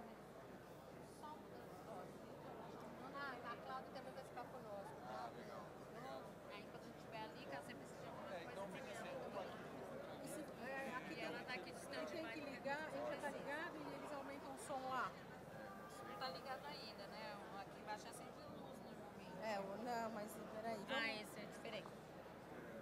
Tá bom, vamos dar uma eu vou lá. Obrigado. Nada. E aí, saiu? Teve que articular agora. Vai ser o negócio, já falaram? Então, rápido, caralho.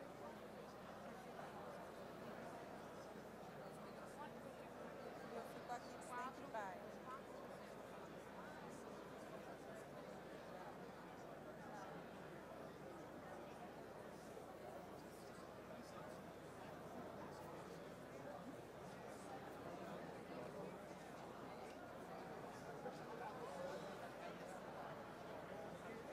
Meninos, explica.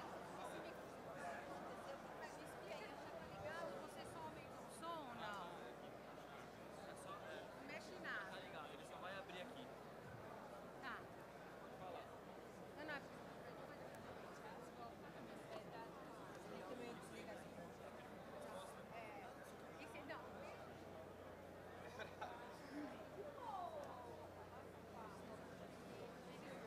não vai ter perguntas, não.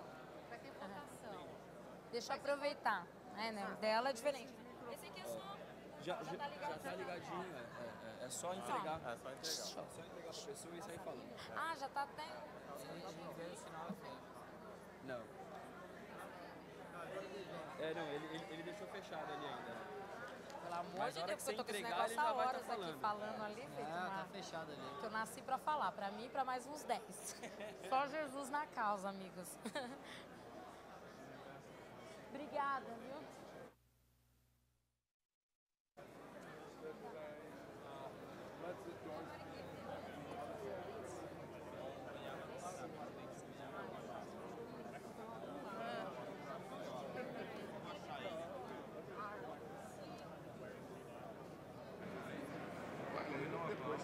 Vai passar a palavra para quatro secretários de segurança nacional. Correto. Dois países que querem exportar. Dois países que querem. Rússia e Índia. Depois só encerra também, né? Porque aí não tem mais o que discutir. Mas só eles. Só eles que discutiram. Não responder nada. Só vamos cumprimentar a galera aí. Não. Foi maravilhoso, foi bom para vocês. Because we are going to have the chairs of the high-level committee and the two co-chairs of the executive committee.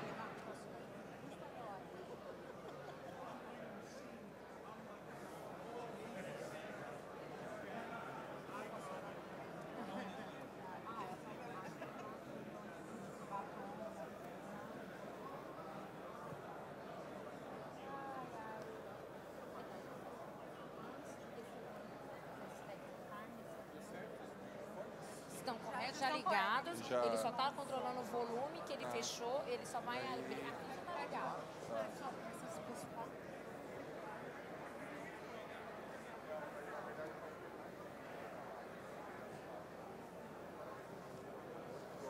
Mas daí eles vão falar, stand-up, daí a pessoa vai subir, daí você... Essa fala só pra gente se programar. É depois.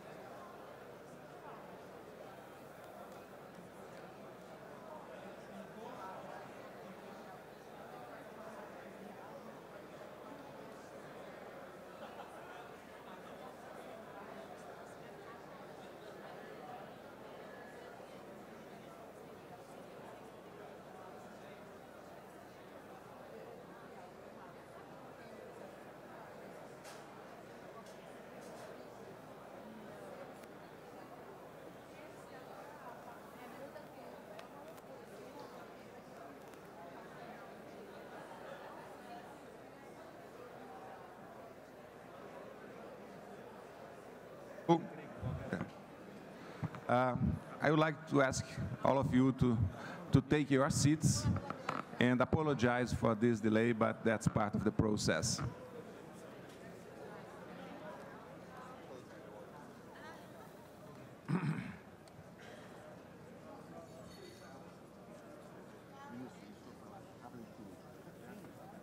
Então eu vou falar.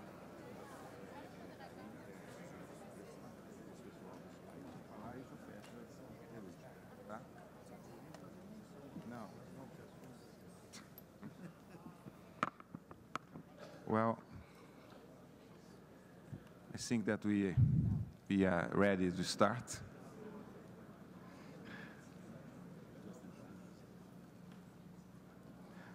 I'm very happy to see the auditorium is full.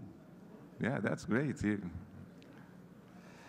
The participation here has been amazing. And well, I would like to start thanking the co-chairs of the thematic panels for helping me in these very intense few days here in São Paulo. I could not forget to register my great appreciation for the work done by the Secretariat team, that guy there, Dr. Daniel Fink.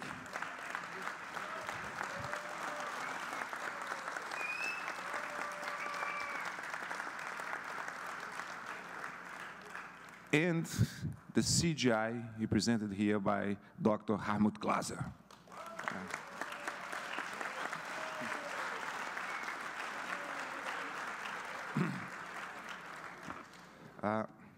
Ladies and gentlemen, one of the measurements of success is the active engagement of multiple stakeholders in a common effort.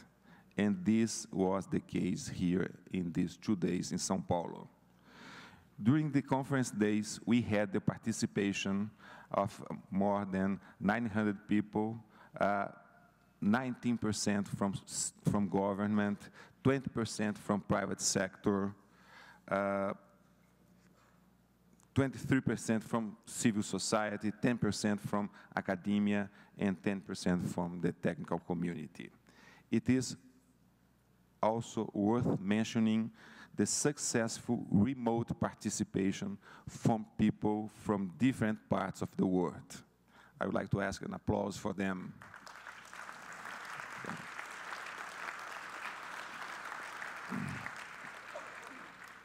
This pioneering multi-stakeholder effort enabled us all to benefit from the engagement of all interested parties. This is a clear example of how multi-stakeholder processes result in a broader and more creative ways of identifying solutions. And this is particularly the case with internet governance issues, as they thrive by the cooperation of many different stakeholders. This process was transparent and inclusive and benefited from the participation of people that have not had the opportunity to take part in meetings like this. We have to acknowledge the fact that this is a pioneering meeting. And as any new endeavor, it may cause apprehension at the first moment. But new avenues are built by walking them. This meeting is an undeniable proof of that inclusiveness has its rewards. Transparency and a democratic spirit bear fruits towards a common goal. We want to improve the internet governance ecosystem. We cannot lose sight that we are breaking new ground here.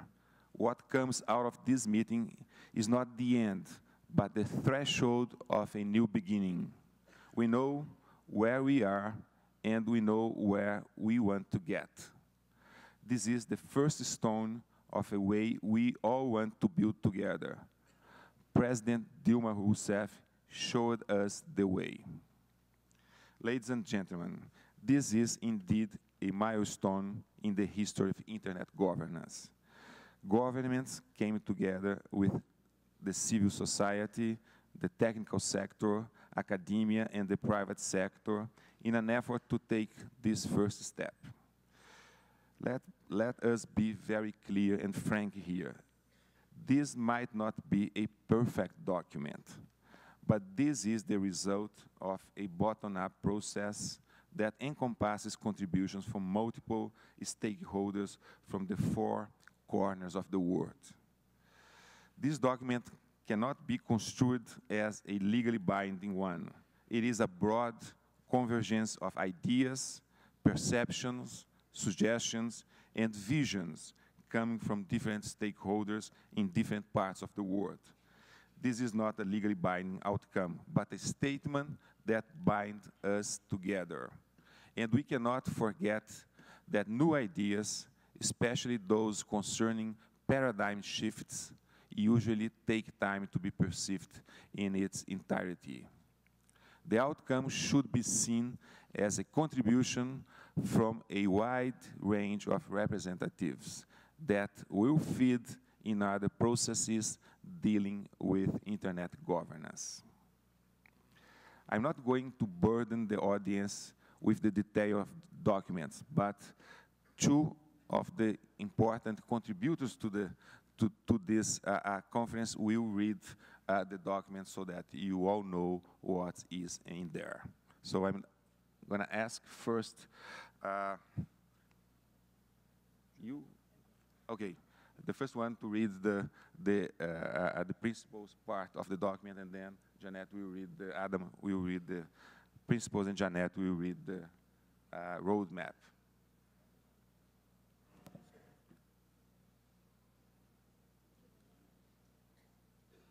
Text on the screen, please.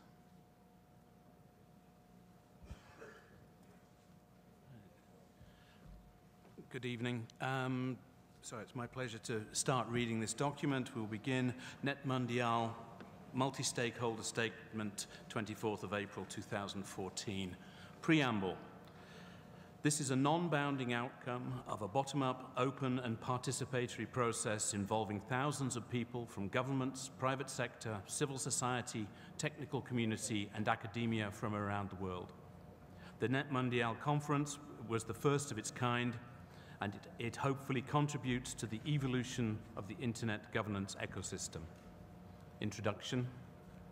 The Global Multi-Stakeholder Meeting on the Future of Internet Governance, also known as NetMundial, is convened to discuss 2 important issues relevant for the future evolution of the Internet in an open and multi-stakeholder fashion. Internet governance principles and, second, roadmap for the future evolution of the Internet governance ecosystem. The recommendations in this document have been prepared with the view to guiding NetMundial to consensus. This has been a collaborative effort among representatives of all stakeholder groups. More than 180 contributions have been received from all stakeholders around the globe.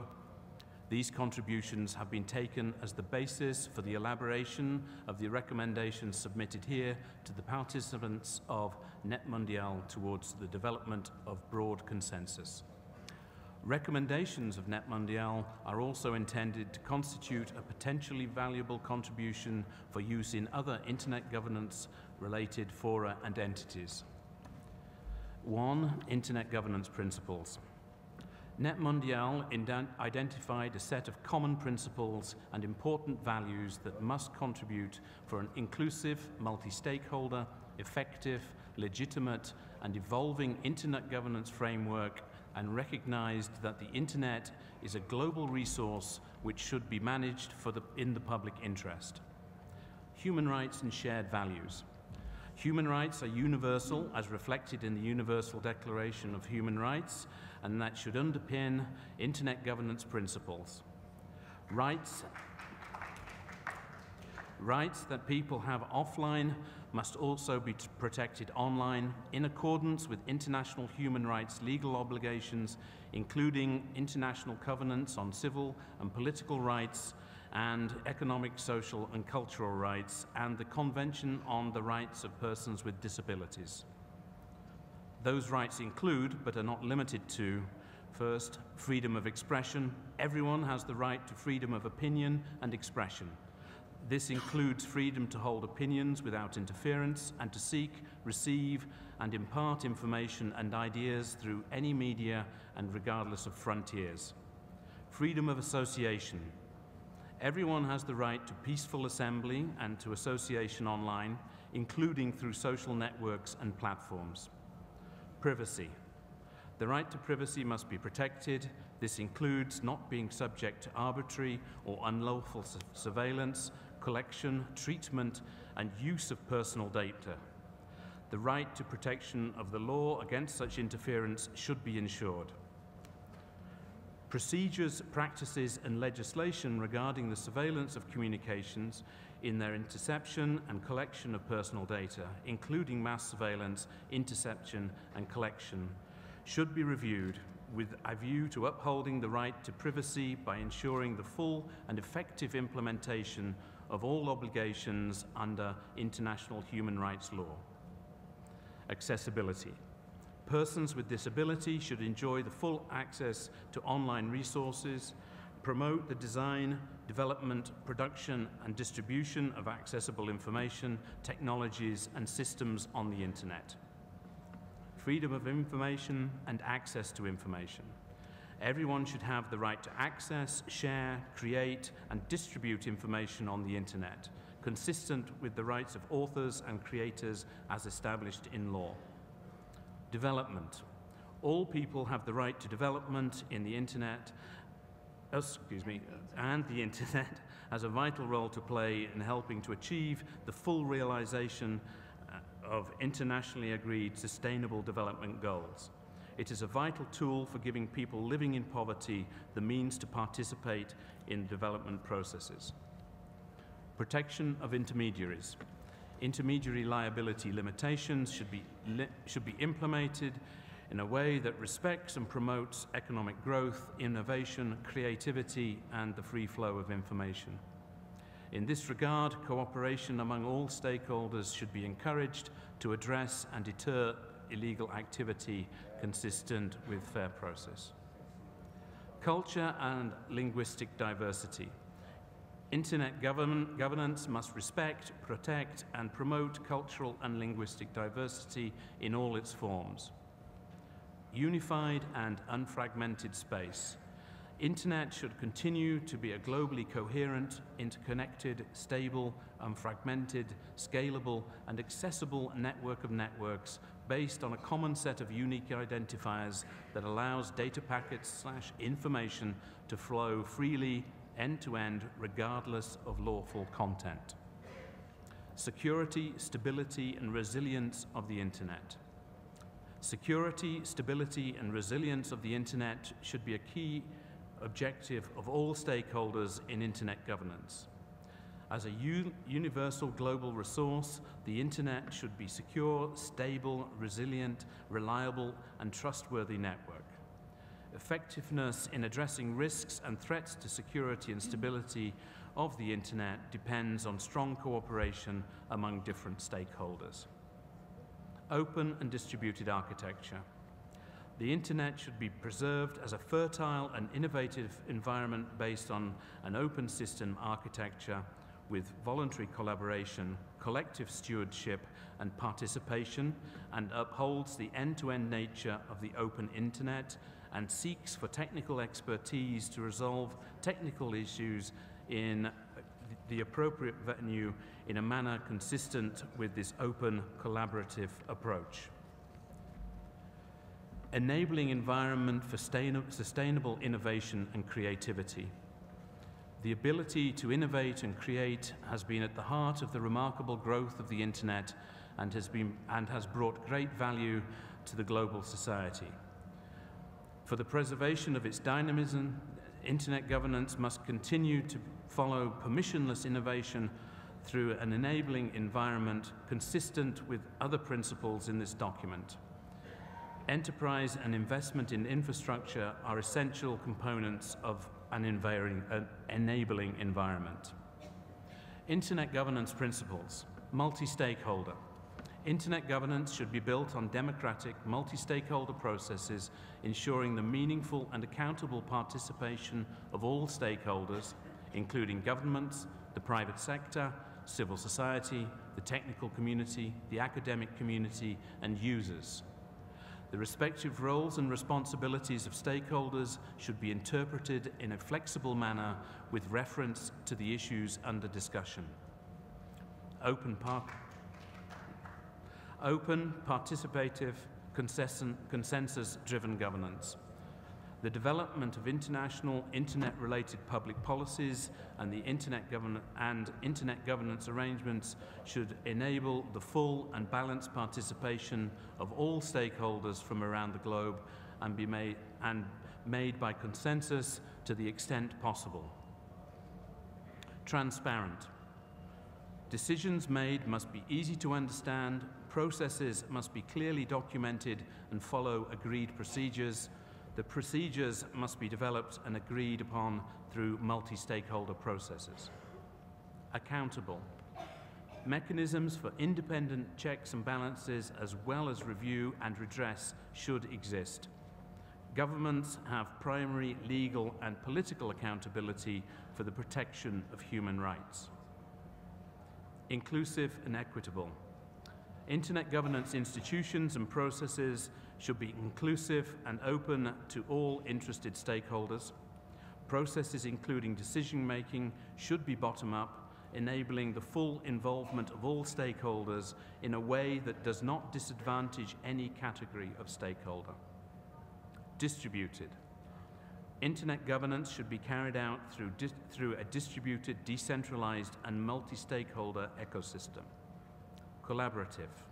Internet governance should be based on and encourage collaborative and cooperative approaches that reflect the inputs and interests of stakeholders. Enabling meaningful participation. Anyone affected by an internet governance process should be able to participate in that process. Particularly, internet governance institutions and processes should support capacity building for newcomers, especially stakeholders from developing countries and underrepresented groups. Access and low barriers. Internet governance should promote universal, equal opportunity, affordable and high-quality internet access so it can be an effective tool for enabling human development and social inclusion. There should be no unreasonable or discriminatory barriers to entry for new users. Public access is a powerful tool for providing access to the internet. Agility. Policies for access to internet services should be future-oriented and technology neutral so that they are able to accommodate rapidly developing technologies and different types of use. Open standards. Internet governance should promote open standards informed by individual and collective expertise and decisions made through rough consensus that allow for global, interoperable, resilient, stable, decentralized, secure, and interconnected network available to all. Standards must be consistent with human rights and allow development and innovation. Thank you. That is the end of the principles section.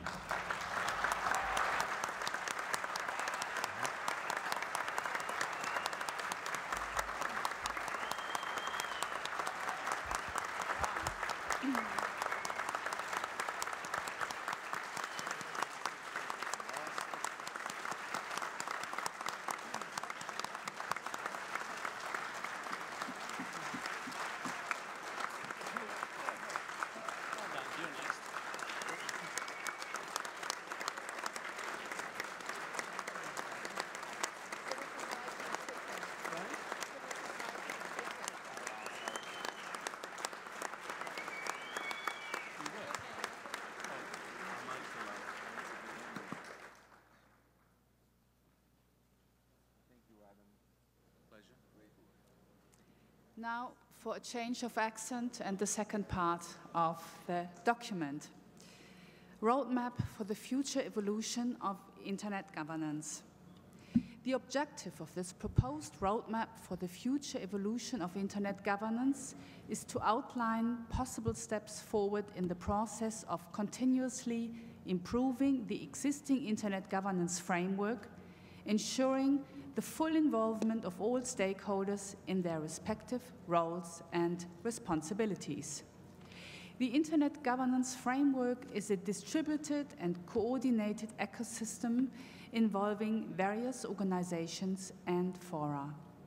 It must be inclusive, transparent, and accountable, and its structures and operations must follow an approach that enables the participation of all stakeholders in order to address the interests of all those who use the Internet, as well as those who are not yet online.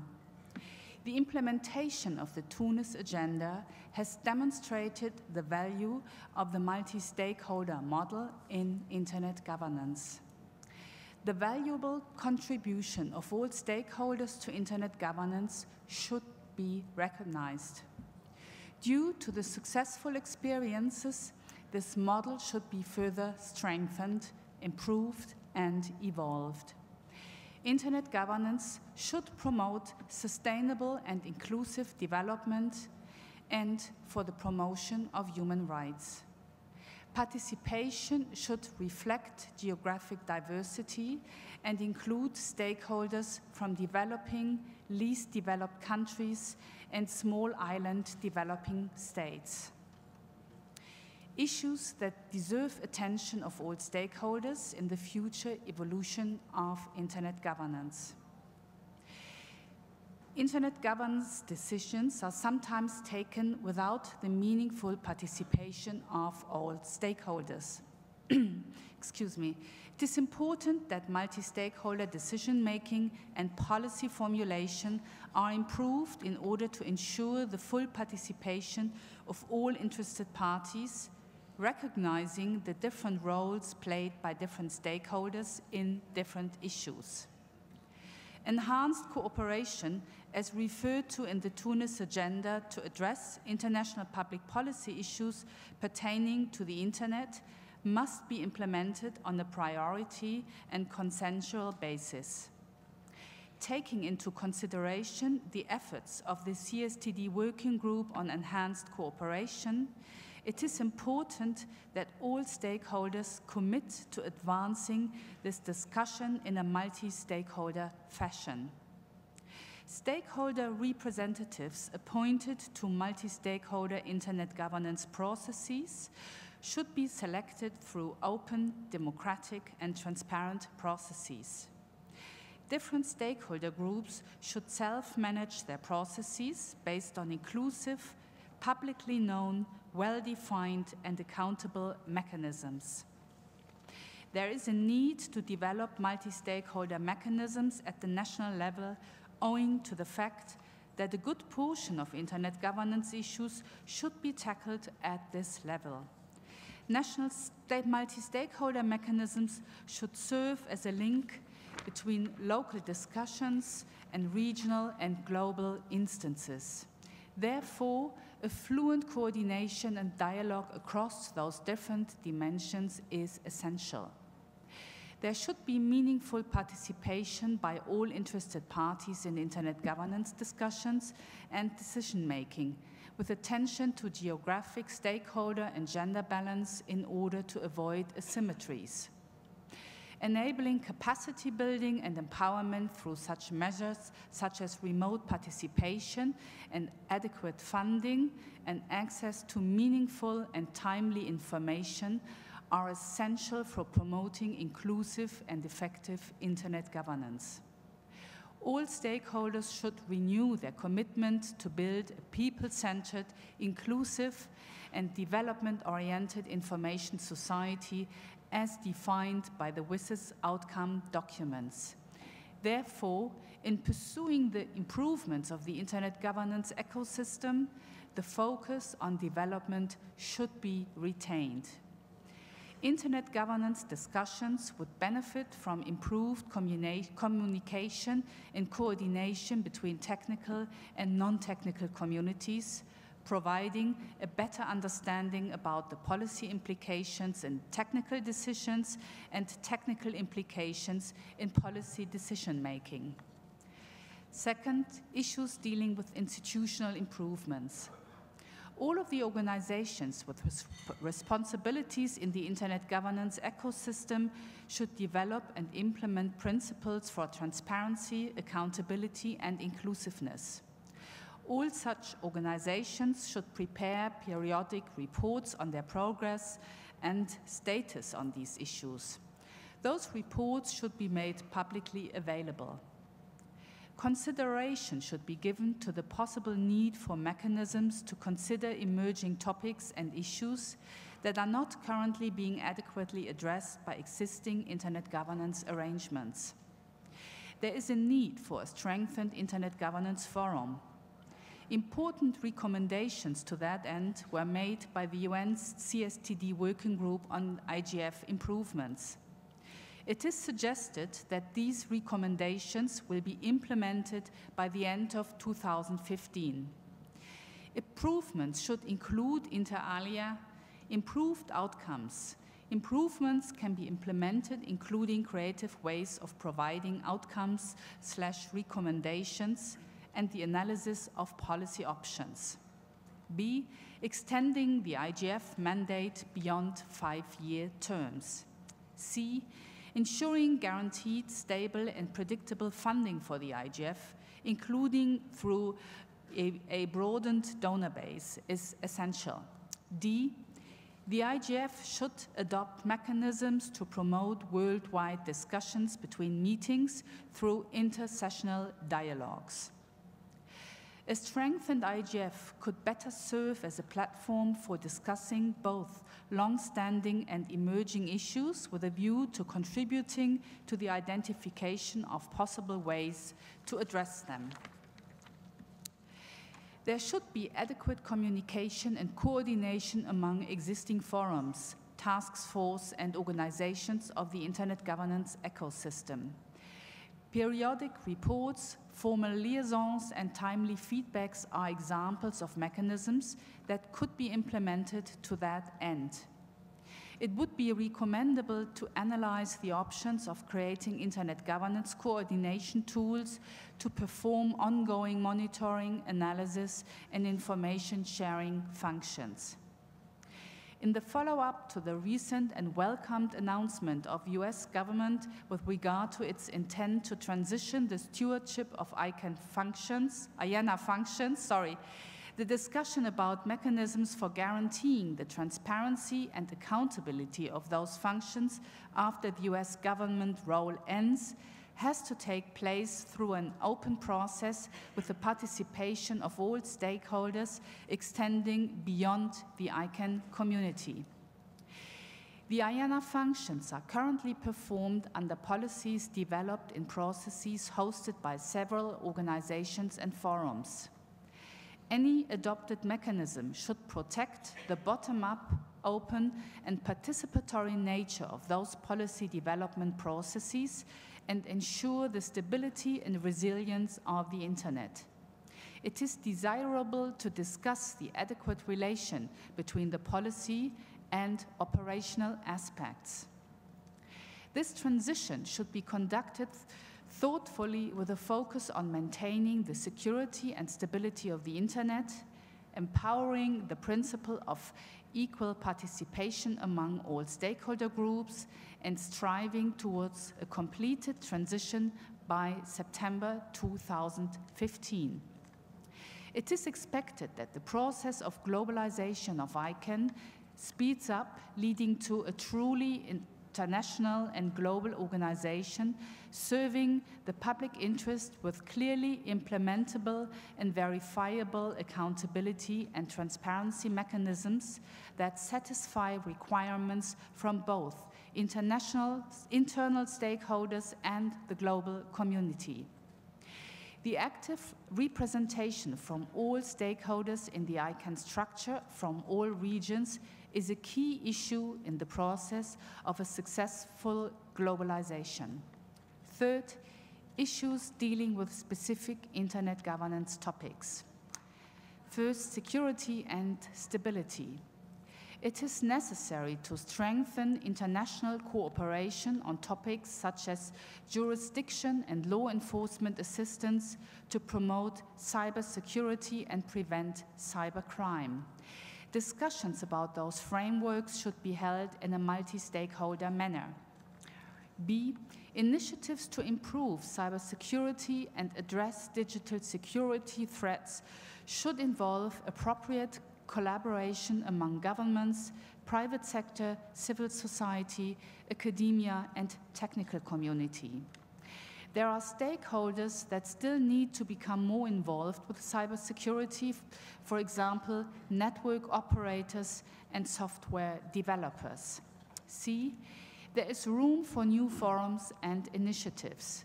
However, they should not duplicate but add to current structures.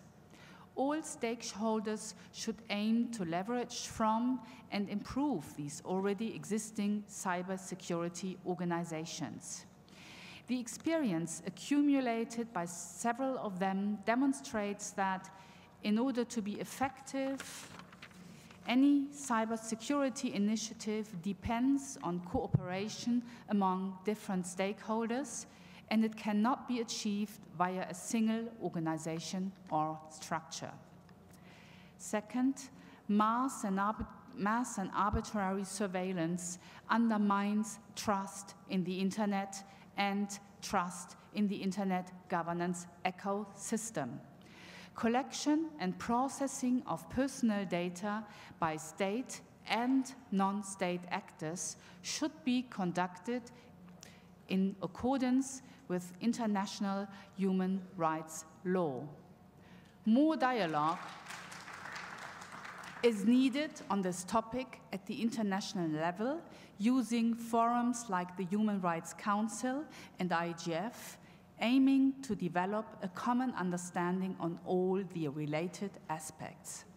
Third, capacity building and financing are key requirements to ensure that diverse stakeholders have an opportunity for more than nominal participation, but in fact gain the know-how and the resources for effective participation. Capacity building is important to support the emergence of true multi-stakeholder communities, especially in those regions where the participation of some stakeholder groups need to be further strengthened. 4 points to be further discussed beyond NetMundial. Several contributions to NetMundial identified the following non-exhaustive list of points that need better understanding and further discussion in appropriate fora. Different roles and responsibilities of stakeholders in Internet governance, including the meaning and application of equal footing. Jurisdiction issues and how they relate to Internet governance. Benchmarking systems and related indicators regarding the application of Internet governance principles. Net neutrality. 5, way forward. All the organizations, forums, and processes of the Internet governance ecosystem are encouraged to take into account the outcomes of NetMundial. It is expected that the NetMundial findings and outcomes will feed into other processes and forums, the post-2015 development agenda process, WSIS +10, IGF, and all Internet governance discussions held in different organizations and bodies at all levels. The follow-up and future discussions of topics listed in this document should inform work convened by existing entities or bodies. They are invited to report on their works in major Internet governance meetings. Thank you very much for your patience and that so many of you are still in the room.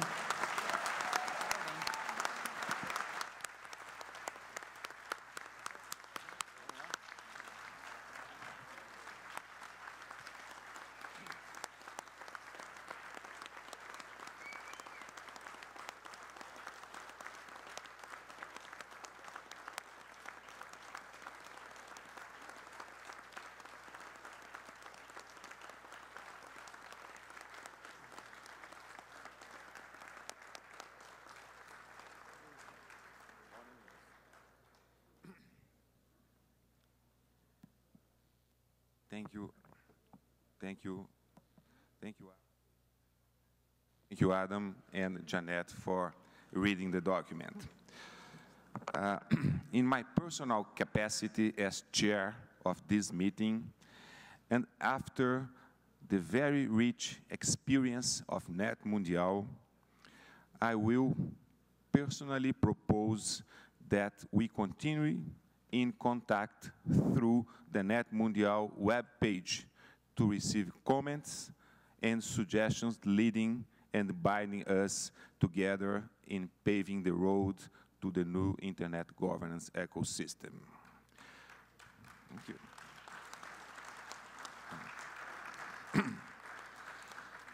Finally, I propose that this document that all of us so diligently and laboriously worked on to be accepted by acclamation, and I propose that we call it the Multi-Stakeholder Statement of São Paulo.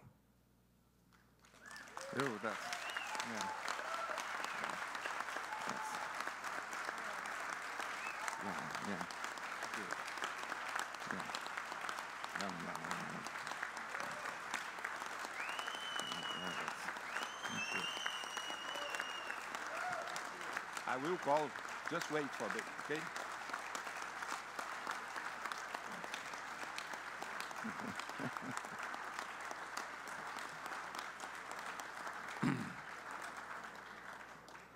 Thank you all.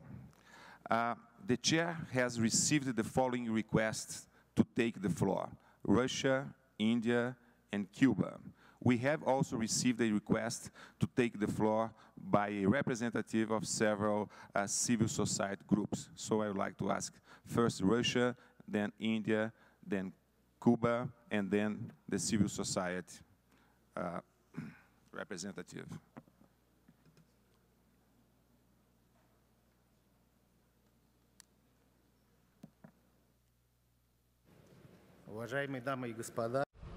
Dear ladies and gentlemen, first of all, I would like to take this opportunity to let you know that the Russian delegation is very seriously taking our participation in the conference. We were very much impressed by the statement made by the Brazilian President, Dilma Rousseff, with its emphasis on human rights and primarily the right to privacy and personal dignity. We would like to express our gratitude to all participants of the conference and to everyone who made their contribution to preparing the outcome document. It is not fortuitous that the document is of much interest to all sectors of society. Simultaneously, we would like to note lack of transparency on preparing this document. All the decisions were made by a specially formed committee, and we were unable to understand the principles underlying the shaping of such a committee. Therefore, the process and the composition of this committee was probably beyond its competence, and we are in the dark as to what principles were used to select which comments to incorporate and which not to incorporate. Since this is an event which is supposed to be based on a multi-stakeholder model, this was not a good practice. What made it worse is that some rules earlier proclaimed were arbitrarily changed in the course of the event itself. Our contribution was never given any attention to. All our suggestions were ignored. And those suggestions from the preparatory meeting of April 22, as well as the statement made by our delegation at the conference itself. We're also surprised that some other statements made by other stakeholders were equally ignored. Against the backdrop of the statement made by the Brazilian president, where we talked about privacy and human dignity, we have a lot of issues with what happened afterwards. If you analyze the text very carefully, the principles or the roadmap, basically it reaffirms the rights of those countries that contain the main nodes to collect information from the rest of the world, and this document will further promote digital inequality between countries and the erosion of the principle of sovereignty. If these principles of internet are adopted based on this roadmap, I would like you to make note of the fact that Russia disagrees with similar documents and will not consider implementing them in the future, considering the fact that the work has already been done and thousands of comments have been collected from many stakeholders. Once again, we would like to suggest at this point to prepare a report of the organizational committee instead of this outcome document, something that will be taken note of and will become food for thought in the future. Thank you.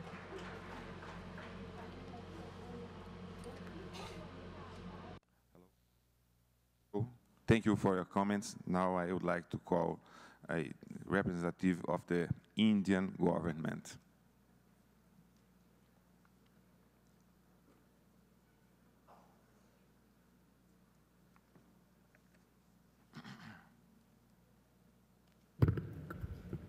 Thank you very much, Mr. Chairman, for giving me the floor.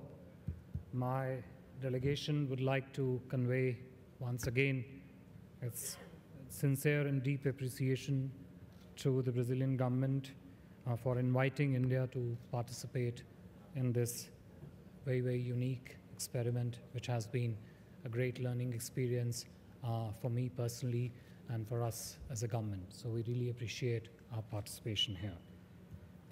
Mr. Chairman, we participated in this conference actively and constructively with an open mind because, in our view, the issues related to internet governance are indeed of great importance. It is in this context that we had also provided a detailed submission of our position on issues relating to internet governance and related to the roadmap, both prior to the beginning of the conference as a government submission, as amendments to the zero draft that came out, and subsequently also spoke on several of those during the working group sessions and also in the plenary statement. We did that in the hope and belief that the drafters of the outcome document would strive to reflect all the submissions and comments, and I agree there are thousands of them, in a balanced document. In the revised draft of the outcome document that was shared with us just a little while ago, it brings in several new elements which are of far-reaching consequence. Further, there are also significant changes in the revised text compared to the one which came out earlier. My delegation is duty-bound to consult all intergovernmental as well as non-governmental stakeholders back in the country, deliberate on them before we could accept some of these recommendations as reflected in the outcome document. Further, Mr. Chairman, we also find that some of the key principles, such as the need for the internet governance to be representative, democratic, transparent, and the need to broad base and internationalize the institutions that manage and regulate the internet, are not included in the outcome document. Given the above, and given the diversity of views and attendant challenges in encapsulating all the views in one document, it was our view, which we said in the working group sessions also, that the chairman's summary of the meeting would have been the most appropriate forum or form of the outcome of this meeting. Mr. Chairman, we support and agree with substantial body of thought that emerged during the conference, including support for law-based human rights, freedom of expression, innovation, creativity, respect for the rule of law. While we did not want to stand in the way of acceptance of the document, but for the reasons I mentioned in my statement earlier, at this time, my delegation does not have the mandate and as such cannot agree to and associate with many of the recommendations contained in the document. Mr. Chairman, we would request if our statement could please be placed in the record of this meeting. I thank you once again. Thank you very much. Thank you, Ambassador. So now I would like to invite the representative of Cuba.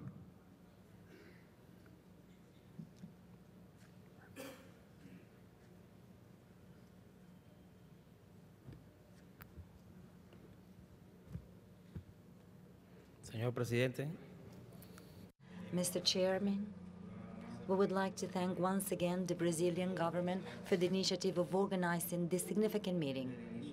From the very beginning, when the document started to be discussed, our delegation said that it would be a proper base to be discussed. And we said at that time that we wanted this document to include significant aspects of the society of information to which we aspired, with a democratic capacity, a non-excluding one. From the very beginning, we suggested certain things related to what had been approved in the WSIS, because they would be useful, particularly to agree on certain controversial issues on this document. However, this objective was not achieved, and this document has certain limitations. This is why we want to express our reserve on certain area of the documents that depart from, and certainly in certain cases are contrary to the WSIS, based on certain aspects that are missing and affect its integrality. So our major reserves are related to the non-recognition to the role of the Charter of the United Nations as an essential element to maintain peace and stability and to provide an open, safe, secure, and stable Internet. The non-mention to the agreements reached on the World Summit of the Information Society, the questioning of the role of the states and their responsibility in the implementation of public policy related to the Internet, the non-inclusion of a call for a help to develop and bridge the digital divide, the unbalanced treatment on the human resource section, because there's no mention to the right to development, the right to knowledge, the right to education and culture, and not to reflect certain crucial elements mentioned in Articles 19, 22, and some others on the civil and political convention related to the exercise of several rights that have already been recognized. There's no recognition on the need to address the threat of the use of certain information and telecommunications technology related to the objectives of maintaining international stability and security that may affect the integrity of the infrastructure of the states in detriment of their security. Cuba is committed to Internet for everybody without exclusion, even though there are sanctions from abroad, and we know that we have to move forward to reach the agreements we need, particularly we developing countries. These discussions should be taken by some other forum, particularly the United Nations. We thank and we appreciate once again the efforts of the government of Brazil. We understand the significance of their efforts for this initiative. Thank you very much. Now I would like to request the one representative of the civil society, News, to take the floor.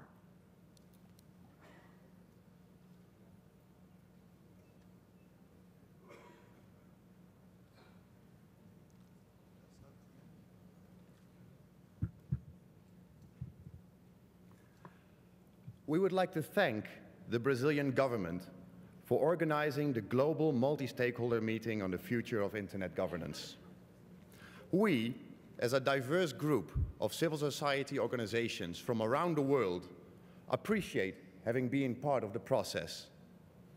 However, we are disappointed because the outcome document fails to adequately reflect a number of our key concerns.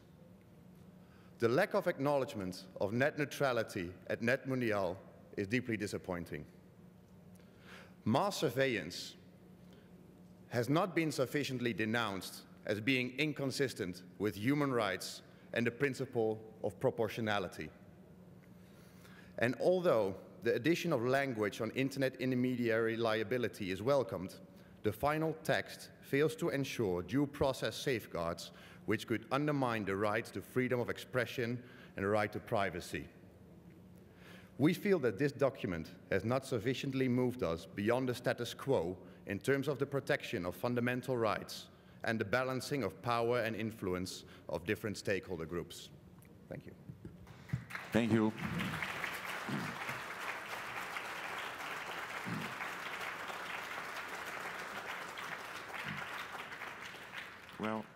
Well, I now have the honor to invite the following representatives of the stakeholders of internet governance. So I'm going to ask first Fadi as a representative of the technical community, Stephanie Perrin as a representative of the civil society, David Martignon as a representative of the government stakeholder, and Christian Steck as a representative from the private sector.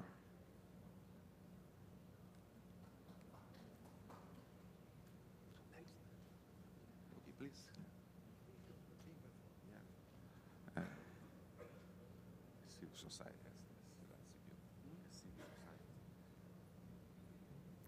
Thank you very much. Well, you heard my colleague come right before me, and as a representative of civil society on the high-level multi-stakeholder committee, I would first like to say to our hosts, I admire their courage, because embarking on this experiment in improving the multi-stakeholder process, in reaching out around the world and getting so many people engaged, that takes a lot of bravery. And you don't please everyone. I don't need to repeat the comments that Niels just made, but I would like to say that civil society is on the ground working on human rights. We're on the ground working on development. So when it comes to documents like this, we're looking for practical, moving the yardsticks forward. And unfortunately, it often happens in multi-stakeholder groups that the final document does not actually move the yardsticks forward in getting concrete implementation of human rights, enforceable privacy rights, proper protections against mass surveillance, all of those things that Niels listed. However, if you're running a multi-stakeholder process, as you have been, and it was a heroic one, there are quite a few other stakeholders in the room who wouldn't be too keen on our suggestions. However, I've said however a few times, I think you have our commitment that we are not going to quit. We will be there. We will be watching the website. We will be posting. We will be congratulating you on the successes of the document, indeed, and looking forward to the next rung up on this ladder of a true multi-stakeholder process. One of the pieces of language we wanted to see in the text that really didn't even get discussed is the evolution of roles and responsibilities for the stakeholders. Civil society does a lot of work. We've moved beyond the roles and responsibilities we had 10 years ago. And it would be a pity if the internet evolved, but the people who it's supposed to benefit didn't evolve. So we feel passionately that our role should evolve, and this process has to evolve so that we understand one another better, we make concessions better, we consult better, and we will have a better document, but we're very happy that you did this and that you helped us participate. Thank you very much.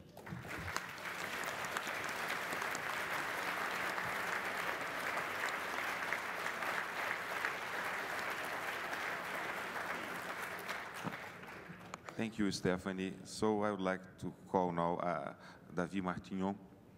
Yes. Merci, Monsieur le Président. Thank you, Mr. President. I will be very brief and very short because we heard many speeches and we have a dinner maybe coming up. So I would like to thank our host from Brazil. You did, in a very few amount of time, you were able to put together a great meeting and you were able to prepare this declaration, and you were able to do this tour de force because you were very ambitious and you were very efficient. This multi-stakeholder declaration of Sao Paulo, and I like the title, I like the name, I would like to say very simply that according to us, this is just not an acceptable document. We cannot live with this text. This is a good document, very good document, which promises a lot for the future.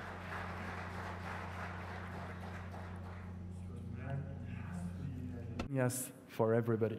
Thank you very much.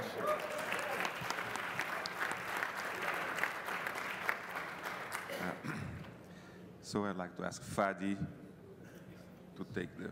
Oh, sorry, Christian Stack. I'm not Fadi, not yet, okay? So on behalf of the private sector, I would just like to thank, first of all, the Brazilian government, the organizers, CGI, OneNet, everyone on the committees, on the chairs. I think this has been 2 very hard days, a lot of debate, and we all worked very hard. So I also would like to thank all of you here in the room, all stakeholders, for 2 days of a lot of collaboration, for 2 days full of fruitful debate, as I think, and for an outcome document, for a statement, which is actually, as we just heard, a very good document, okay? We cannot think that we will achieve everything we want. This is not what multi-stakeholder processes are about. Multi-stakeholder process is about open debate, transparent debate, inclusive debates, and trying to come to common ground. And I think we achieved that with this document. This is a very good document. We can all be proud, and I hope that you all go home with a feeling that we achieved really something historical here, because it's the first time that I've seen, such a diverse group with governments, everyone debating on something. Things have not been perfect, no, for sure not, but this is just the beginning of a journey. So please, let me thank again for all the organization and everyone who was involved and for all your collaboration. Thank you very much.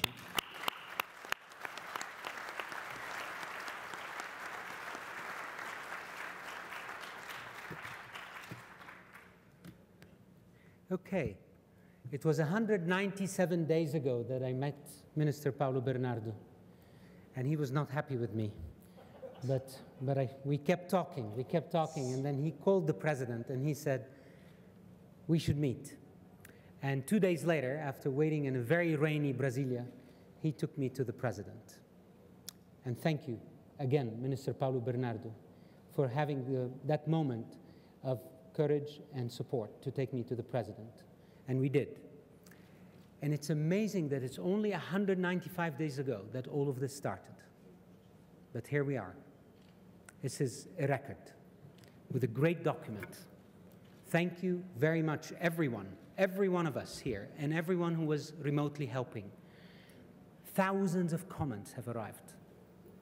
And all of us work together to make history. This is history, because many of us have come from different sectors, different walks of life. And I reach out to our friends from India, from Russia, others who spoke, because I know that this is new. This is a different process. But we need you with us. We need you to come and join us and think about this, because this is how we're going to start building an internet for everyone. So congratulations to all of us. And in Africa, we say, if you want to go fast, go alone. But if you want to go far, go together. So let's all go together. And the spirit of NetMundial will take us far. We will meet again at ICANN 50 in London in June, and at the IGF in Istanbul. This is where we will get our work done. And as I said earlier today, as we leave this room, we can celebrate tonight.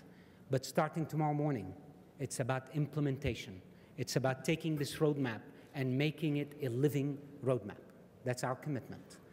Before I leave this podium, I would ask the chair if we could please recognize not just the amazing work that was done by this room, but the Secretariat of NetMundial, who I know have not slept for many nights, and you know that. So if we could ask those who are in the Secretariat to stand, because we need to recognize you.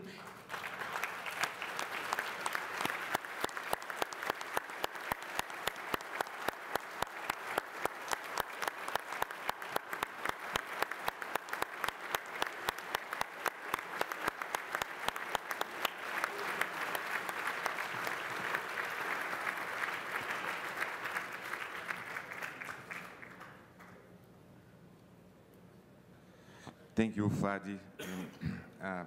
Before I conclude, I also would like to thank again the chairs and the participants of the several committees, and also other anonymous participants that provided us a lot of comments and suggestions for this conference. Thank you all.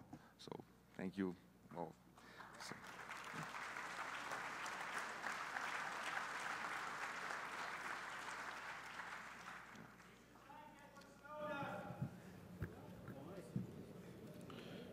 Senhoras e senhores, nesses 2 dias, enquanto falávamos sobre a internet que queremos, no fundo estávamos projetando um conjunto de valores em que acreditamos.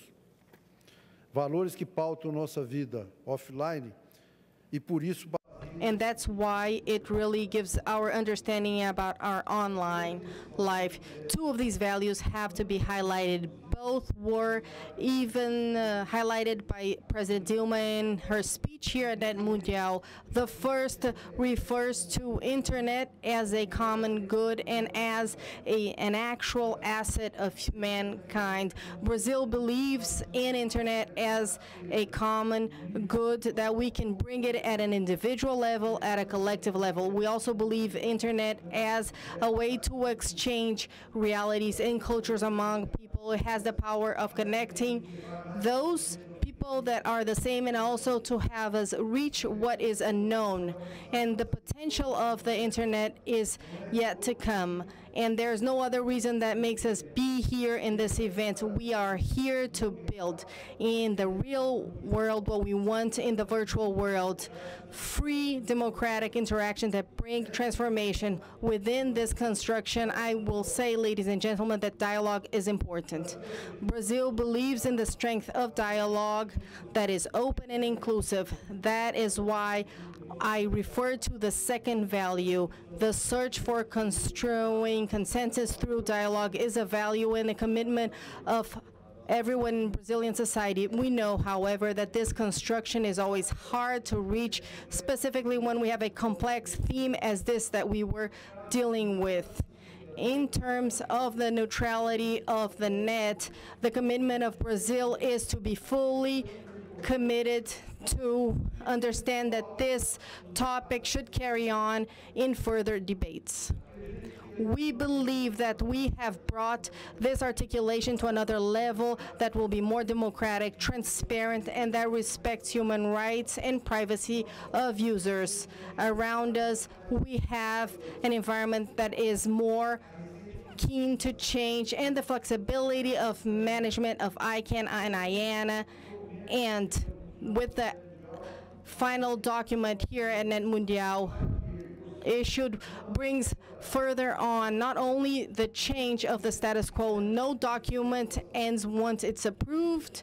That is why we have in the future a challenging path, and that has to be taken in the appropriate forum. And I would like not only to thank the participation of being here for the Net Mundial, I'd like to call you to keep on with our efforts that started here in São Paulo. We would like to take on what we have built up to this point, strengthening the international forums in a free, democratic manner. Within this context, I'd like to highlight our committed to be part in the next Forum of Internet Governance in Turkey, and it will be an honor to be in 2015 holding this event here in Brazil.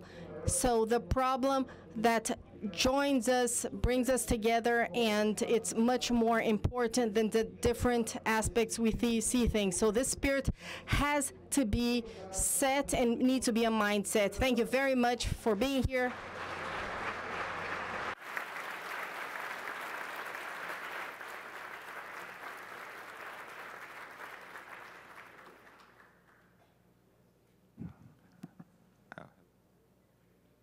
So I think that